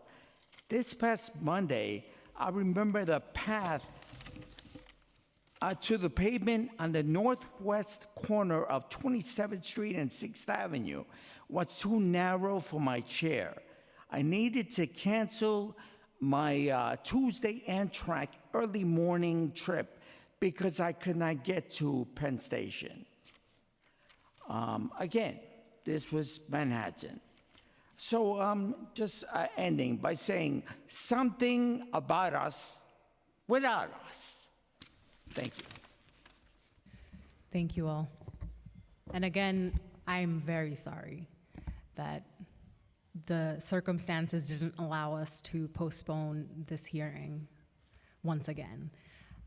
I take that feedback very seriously. I feel very strongly about that criticism, and I want to make sure that moving forward, while we'll still have changes that we might not accept or like, I will try our best to mitigate, as will the rest of my colleagues in the committee. Thank you. Do you guys have questions? Any questions? I just want to echo the chairwoman's response. In terms of understanding how difficult it was to get to the hearing today and understanding all the challenges you face with Access-a-Ride, with mobility in general, and making sure that I echo my colleagues' sentiments that we will continue to make sure that we try and do better and continue the work that we need to help move all New Yorkers forward. I just wanted to mention something. It was mentioned over here that many of the bus stops are cleared. That space. How can a person using a wheelchair get in that space? Yeah. Right up there. Does it make sense? During these storms, or like a few days afterwards, on the bus should go to the crosswalk in the corner for that. But they never do. They just go toward that clearing, that space, which we can't even get through. I have to go back on the street again. Thank you for specifying that. Yeah. I'd like to recognize Councilmember Dinowitz on Zoom and calling the next panel. Layla Passman, Jessica Scholes, Alex Korgor, and Jackson Chabot.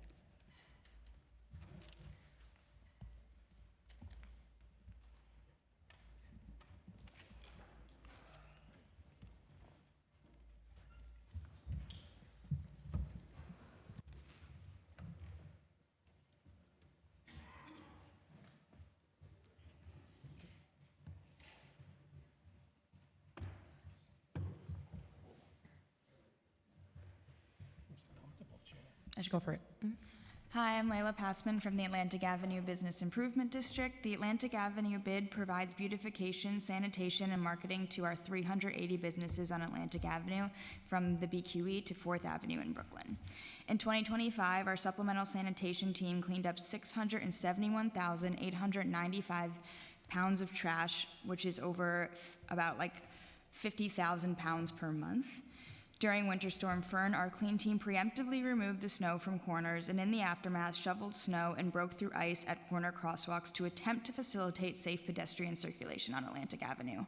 Despite the efforts of our clean team and the labor of DSNY, intersections along Atlantic Avenue remained impassable for pedestrians due to the accumulation and persistence of snow, as well as deep slush puddles at corners. These conditions resulted in pedestrians stepping into the roadway in close proximity to moving traffic and strollers walking into the roadway against traffic to avoid intraversable puddles. Atlantic Avenue has been a DOT Vision Zero priority corridor since 2014 due to several pedestrian deaths, vehicular crashes, and bodily injuries. Thus, it is not a street where people should be forced to step into the roadway for any reason. While the conditions just described, along with buried fire hydrants, characterize most of the city, we specifically want to bring attention to the non-existent efforts to clean our mid-block crosswalks. These crosswalks were in essence erased, and the resulting vehicular behavior became dangerous. As the crosswalks were impassable and remained so due to the low temperatures in the ensuing days and weeks, drivers consciously chose to glide through red lights and idle in the crosswalks, totally ignoring them. Further, the impeded access to mid-block crossings changed the circulation patterns of pedestrians, exacerbating the use of the corners and compounding these problems. In short, it was only safe to cross the street during these storm conditions if you were inside a vehicle. If you were on foot, in a wheelchair, or pushing a stroller, the conditions were untenable at best and perilous to life at worst. Going forward, we need a proactive approach to salt and clean corners and crosswalks prior to freezing conditions. The pedestrian movement of humans in New York City should be as much of a priority as the flow of vehicles. Thank you for listening. Thank you. Good afternoon. My name is Jessica Scholes. I'm a staff attorney with Disability Rights New York. Disability Rights New York is a nonprofit organization and the designated protection and advocacy system for New York State. We provide representation and legal services to people with disabilities, and we assist thousands of New Yorkers each year on a wide range of disability-related issues. We've emphasized the accessibility of pedestrian pathways in New York State for many years, and as we've heard today, snow and ice on pedestrian pathways create the same insurmountable barriers for people with disabilities as an intersection without a curb cut at all or a car parked blocking a sidewalk. Since we've heard a lot of testimony already about people's lived experiences, I'm going to focus on the legal side of things today. Both federal and local civil rights laws require New York City to remove snow and ice in a manner that allows people with disabilities accessible pedestrian pathways around the city. Title II of the Americans with Disabilities Act, or the ADA, which applies to public entities such as New York City, provides that no qualified individual with a disability shall, by reason of such disability, be excluded from participation in or denied the benefits of the services, programs, or activities of the public entity, or be subjected to discrimination by any such entity. And the Department of Justice, which creates regulations interpreting the Americans with Disabilities Act, has explained that the Americans with Disabilities Act includes the maintenance of pedestrian pathways. So New York City must make sure that the pedestrian pathways comply with the accessibility requirements of the ADA. And similarly, the New York City Human Rights Law also requires that New York City maintain accessible pedestrian pathways. New York City has the ultimate legal responsibility under the ADA and the New York City Human Rights Law to ensure accessibility for people with disabilities, which includes the removal of snow and ice from sidewalks and curb cuts. And that is even where New York City delegates the certain snow removal responsibilities, such as to property owners or business owners, the city maintains the ultimate legal obligation to make sure that pathways are fully accessible to people with disabilities.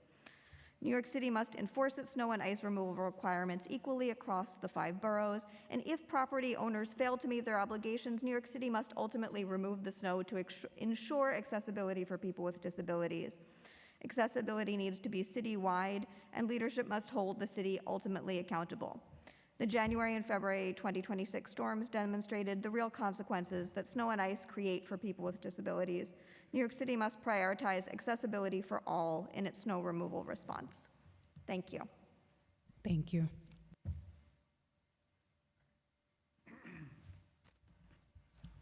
Good afternoon. My name is Alex Greger. I'm a Brooklyn Court Street resident. I'm a former highway superintendent from Southampton and recently retired safety instructor for Cornell Local Roads. The city continues to hide behind Administrative Code 16-123 to shift the responsibility to clear sidewalks to the homeowner.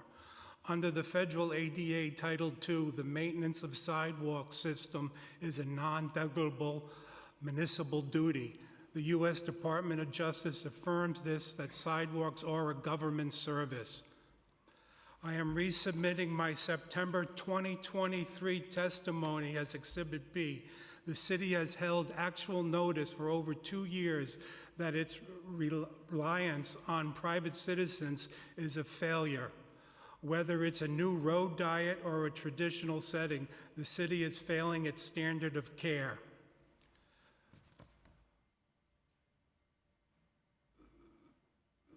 The road designs really dictate how the roads get cleared, and some of the new designs are more complicated. I'm a cyclist in Brooklyn as well, but the protected bike lanes add another spectrum of difficulty for cleaning the snow off the roads. The sidewalk plow or the bike lane plow does not go as much as the traditional truck plows go. As it goes by the curb, it throws a snow moat. It throws a snow wall on the left side against the curb, and on my instance on Court Street, it throws a snow wall against the floating parking. How are people supposed to cross that?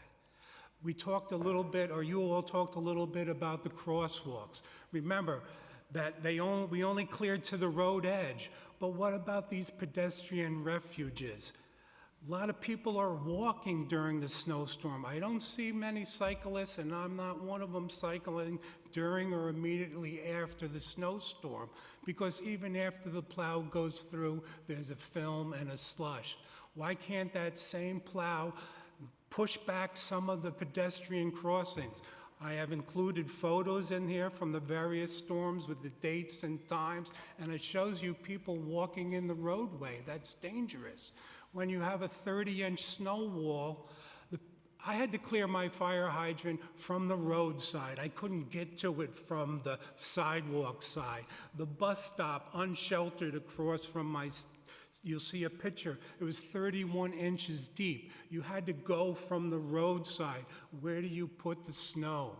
Tradition, when you get past 6 to 8 inches of snow, you gotta shift more into digging out and getting rid of it, trucking out that snow. Just don't keep throwing up that 36-inch snow wall. Thank you very much for your time and consideration. Thank you.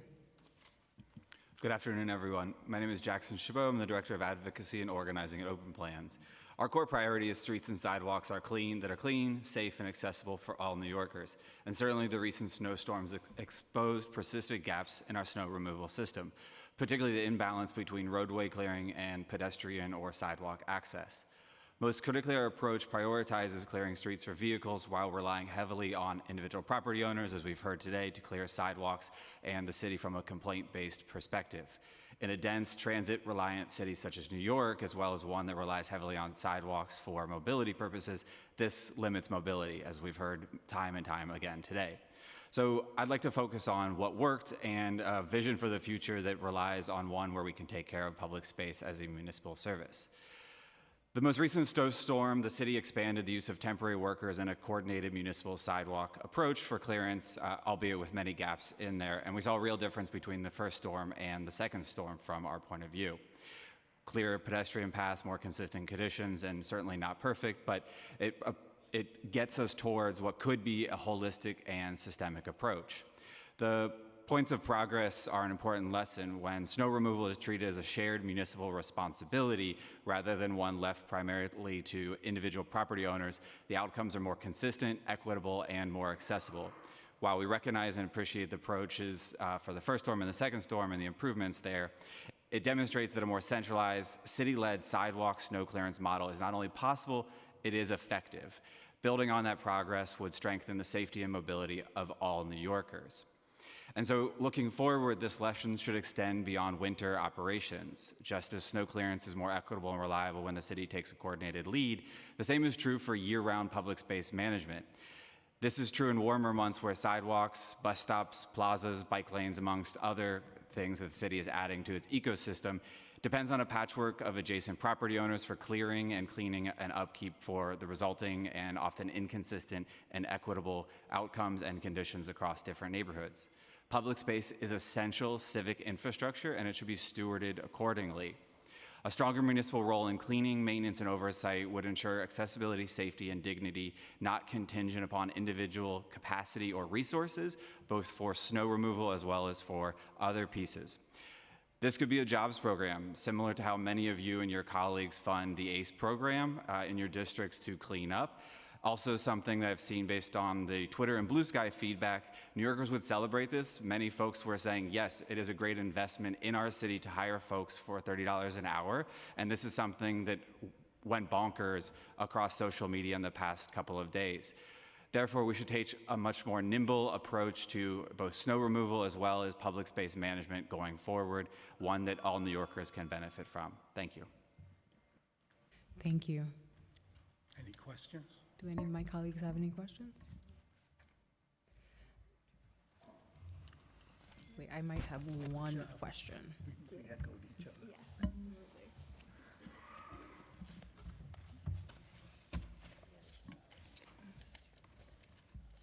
Thank you for your time. Thank you.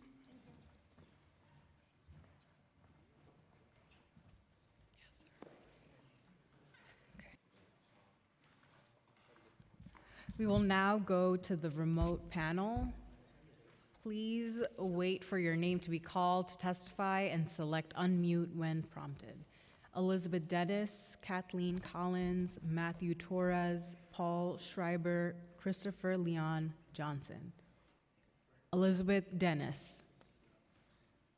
Hello, my name is Elizabeth Dennis. I'm a relatively able-bodied person who is currently recovering from surgery. I'm fallen too many times in this past month, twice in just this past week, on uncleared and uneven snow sidewalk stretches in the city. I'm lucky those falls have only caused significant pain and embarrassment, and I am here today in solidarity with those whose mobility is more limited during and after snowstorms. New York City is egregiously inaccessible during snowstorms, and as we've all seen this past month, can remain egregiously inaccessible for weeks. This current system depends on the threats of fines to encourage private property owners to clear snow on sidewalks, but fines and reporting aren't the same as sufficient timely clearing. My household knows from personal experience that it's often impossible to hire a service or a person who can clear our sidewalks. Luckily, my husband has been able to take care of this for us, but this is still a group project that fails if anyone fails to do their part. And without reliable and timely clearing, disabled people pay particularly unfair prices when it snows. Some have to opt for pricey cabs to get to work or medical appointments, but for many, no amount of money can make it so that they can get over the sidewalk into a cab through the mound of snow. When a friend of mine was recovering from surgery and has since had limited mobility with with walking, she has struggled to get out of her house on these days and had to take vacation days whenever it snowed because she couldn't get to work safely due to the inadequate snow removal. And she felt lucky because not everyone has paid time off for these situations. This is on top of all of the existing and significant inequities in pay and economic security that exist between abled and disabled people, and it doesn't begin to cover the stress, uncertainty, and isolation these policies create. This problem extends beyond negligent private property owners. Many city-managed sidewalks have been inaccessible for weeks due to inadequate snow removal. Sidewalks around NYC parks have been particularly bad, many not being cleared for over a week after the first snowstorm, and lots of medians seem to have no one responsible for clearing them. As this is a Committee on Disability hearing, the primary concern here needs to be about ensuring access. The current system does not ensure access. Year after year after year, it has failed to provide reliable access for all. We need a system where the city manages clearing sidewalks, bus stops, and pedestrian crossings at intersections, and actually has the capacity to make sure that this happens as soon as possible whenever it snows. Having the city own all of the snow clearing would allow for coordination between the roads and sidewalks so that mounds don't block crosswalks and bus stops. Yes, sidewalks need to be widened in neighborhoods where they're too narrow to enable small plows to clear, a benefit that would help year-round. And we'd also benefit greatly for implementing universal daylighting and removing some parking near bus stops so that the plow can get closer at these sidewalks at these locations. So instead of piling the snow into the places people need to be to get into pedestrian crossings at intersections and allow buses to reliably reach the curb. These past few weeks have really illuminated how New York is not built for everyone, but it should be. I'm asking council to please create a much more equitable system to proactively ensure sidewalks, bus stops, and crosswalks are actually cleared so that everyone has full access to our city at the same time. Thank you. Thank you. Kathleen Collins.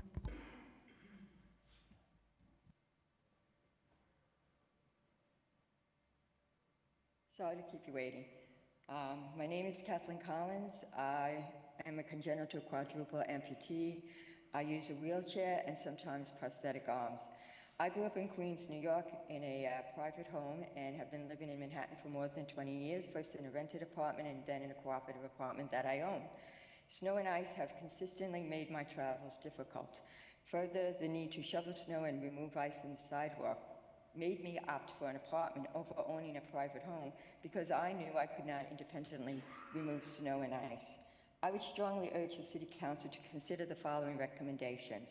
1, designate a single person to be responsible to oversee all the other departments and agencies with respect to snow and ice removal throughout New York City.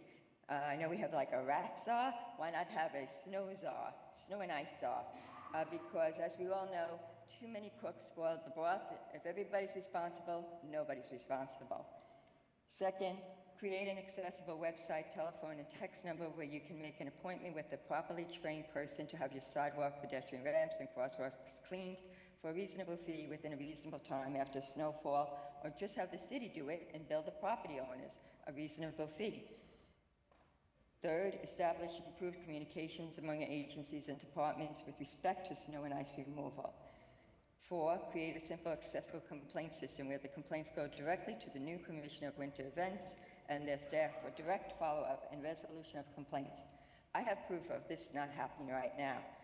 5, create an accessible ad campaign to truly get across to the public their civic responsibilities to clean the sidewalks, pedestrian ramps, and cross streets adjacent to the property if we continue to want to go down this road, though I think we should change up the road and make it the city's responsibility, since it is a civil right that you're violating. 6, establish better training for departments and agencies staff regarding snow and ice removal. And 7, improve the enforcement of the laws regarding snow and ice removal. Finally, I'd like to address what everybody else has addressed here of the disability community, and that is that there are many in our community that cannot navigate technology or do not have access to computers to appear at this hearing online, and they are being denied their civil right to be heard today. I know you said that it was impossible to change this, but I don't see what the problem is. I really don't. And I just don't understand how you kick off the disability new committee with inaccess and its non-sensitivity. I hope that the council will be more cognizant of the needs of others in the future. And just one last thing, this problem is a systemic issue that's been ongoing for over 40, 50 years since I've been, well, actually 69 years. I'm going to be 69 this year. And all my life, this has been a problem. So we really need to change this now because it is a civil right to be able to travel. Thank you. Thank you. Paul Schreiber.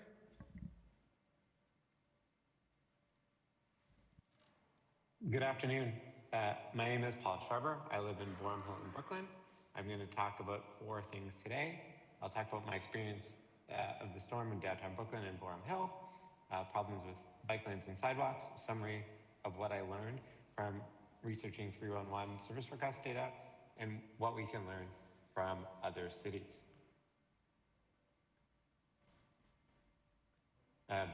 So as I walked through the city, I noticed almost every intersection was blocked with big piles of snow. As we've heard much testimony of how inaccessible it was. Here you can see many pictures of this. And this was all within a half-mile area, so citywide it is a huge problem.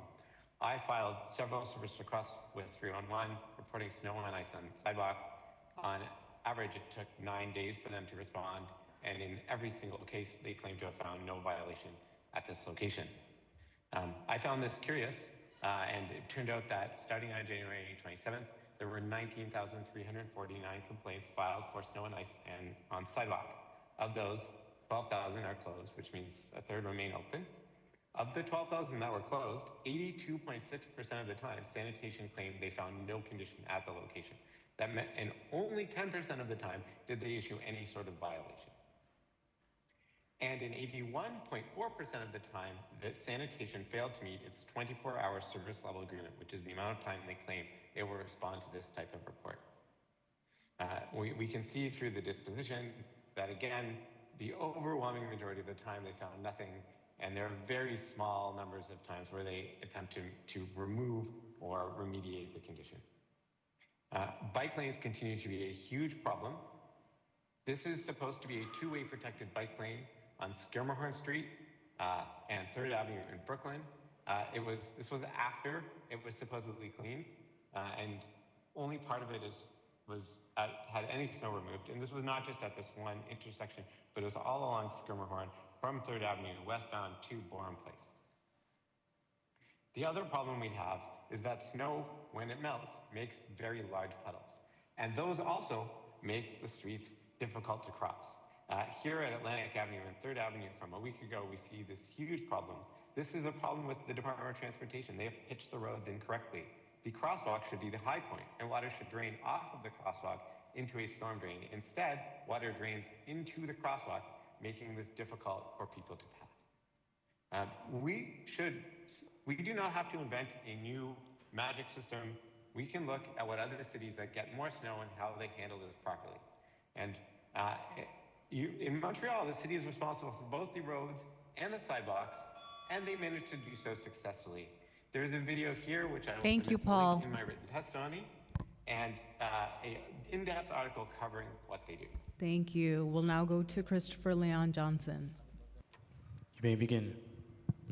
Yeah, hello, my name is Christopher Leon Johnson. I want to be on the clear that the city council need to disclose to the people that one of the previous speakers, Liz Dennis, is a lobbyist for transportation alternatives. She's an organizer of transportation alternatives. So there's a big time conflict of interest when it comes to her pushing things under her personal capacity. But it's really a transportation alternatives lobbying push with Liz Dennis. Just keep that clear. I want to keep it clear that I support. I support that Lyft start and all these companies start paying dues, like paying fines if people start blocking they don't clean up their airwaves. But transportation alternatives that get money from Lyft, they're gonna be the biggest adversaries when it comes to this type of idea about Sean Abreu. I support Sean Abreu what he said. That'll be a big time adversary in that idea, Mr. Abreu. Keep that 100% here. I want to say this right now that the deliveristas need to be counted as essential workers, and the deliveristas needs to be getting hazard pay when it comes to doing this type of work. I believe that there should be a law where anytime there's snow, deliveristas start get the hazard pay like how a cop will get paid or a construction worker will get paid in the city, like the prevailing wage pay. When it comes to hazard pay, these guys and gals put their bodies on the line for us because a lot of us are lazy and we don't want to get our food at the store, so they get our food for us. They should be treated with the same respect as the cops, the firefighters, and the members of DOT and the people of all these emergency, including emergency management and the sanitation department. I believe in that. But I want to say this right now that, like I said, I know Crystal Hupp coming over last time. I'll keep this clear that the way that transportation alternatives, Ben Furness and Mrs. Elizabeth Adams made it to where that a city bike racks are more obligated and more viable than the 20 lives that was lost in the snow was really disgusting. And I think that the chairs of both the Disability Committee, Mr. Shahada Hanif and Mr. Sean Abreu, should be on the record in condemning Ben Furness and Elizabeth Adams for making that obligation like a city bike rack is more viable than 20 lives that got lost in the snow. It's just disgusting. But I understand, it's like snow we can't control. You cannot control snow at all. But I'll make this right now that going forward, the city council is throwing you, Mr. Sean Hanif, because I know you work with the Deliveristas, Workers' Justice Project, Legit Galapa, that the mayor, Ron Madani, removes the requirements to start for emergency showstoppers? How many illegal immigrants, how many people that are illegal immigrants that you recently posted on your pages of them clear snow in your district wasn't able to work for the city as a temporary day laborer? So I say, Mr. Thank Shahana, you. Thank you. We appreciate your testimony. Okay, 30 seconds, please. So I'm going to call out some names for the record who have signed up. Eric McClure, Bushra Lacerda, Matthew Torres, Jeffrey Thomas, Evan Yankee, Brian Swift, Jennifer Sida. Thank you to everyone who has testified. If there's anyone present in the room or on Zoom that hasn't had the opportunity to testify, please raise your hand. Oh, if you're here, then. Did you fill out a witness slip for the sergeants? I didn't intend to say anything, but I will say something. Okay, I think you just need to quickly fill one out before you testify. Thank you.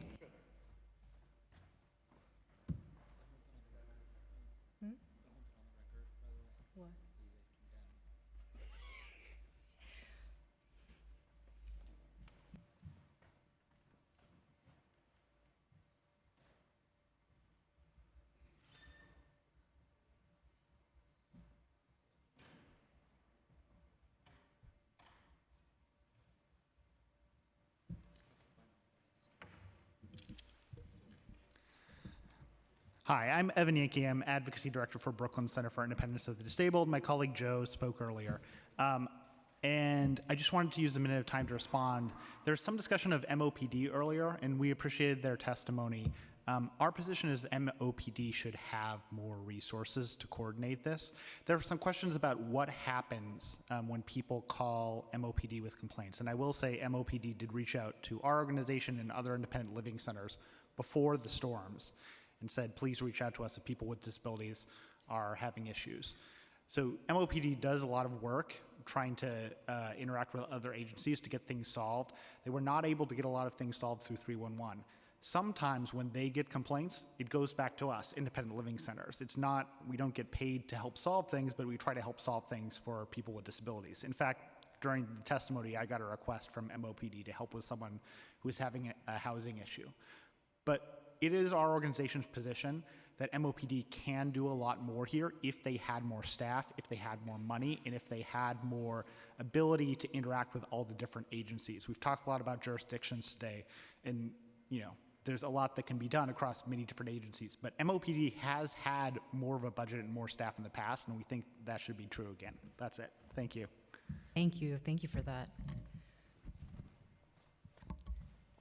Seeing no one else, I would like to note that written testimony, which will be reviewed in full by committee staff, may be submitted to the record up to 72 hours after the close of this hearing by emailing it to testimony@council.nyc.gov. And I'd like to remind everyone that the Disabilities Committee preliminary budget hearing is on March 19th at 9:30 a.m. right here in the chambers. Thank you.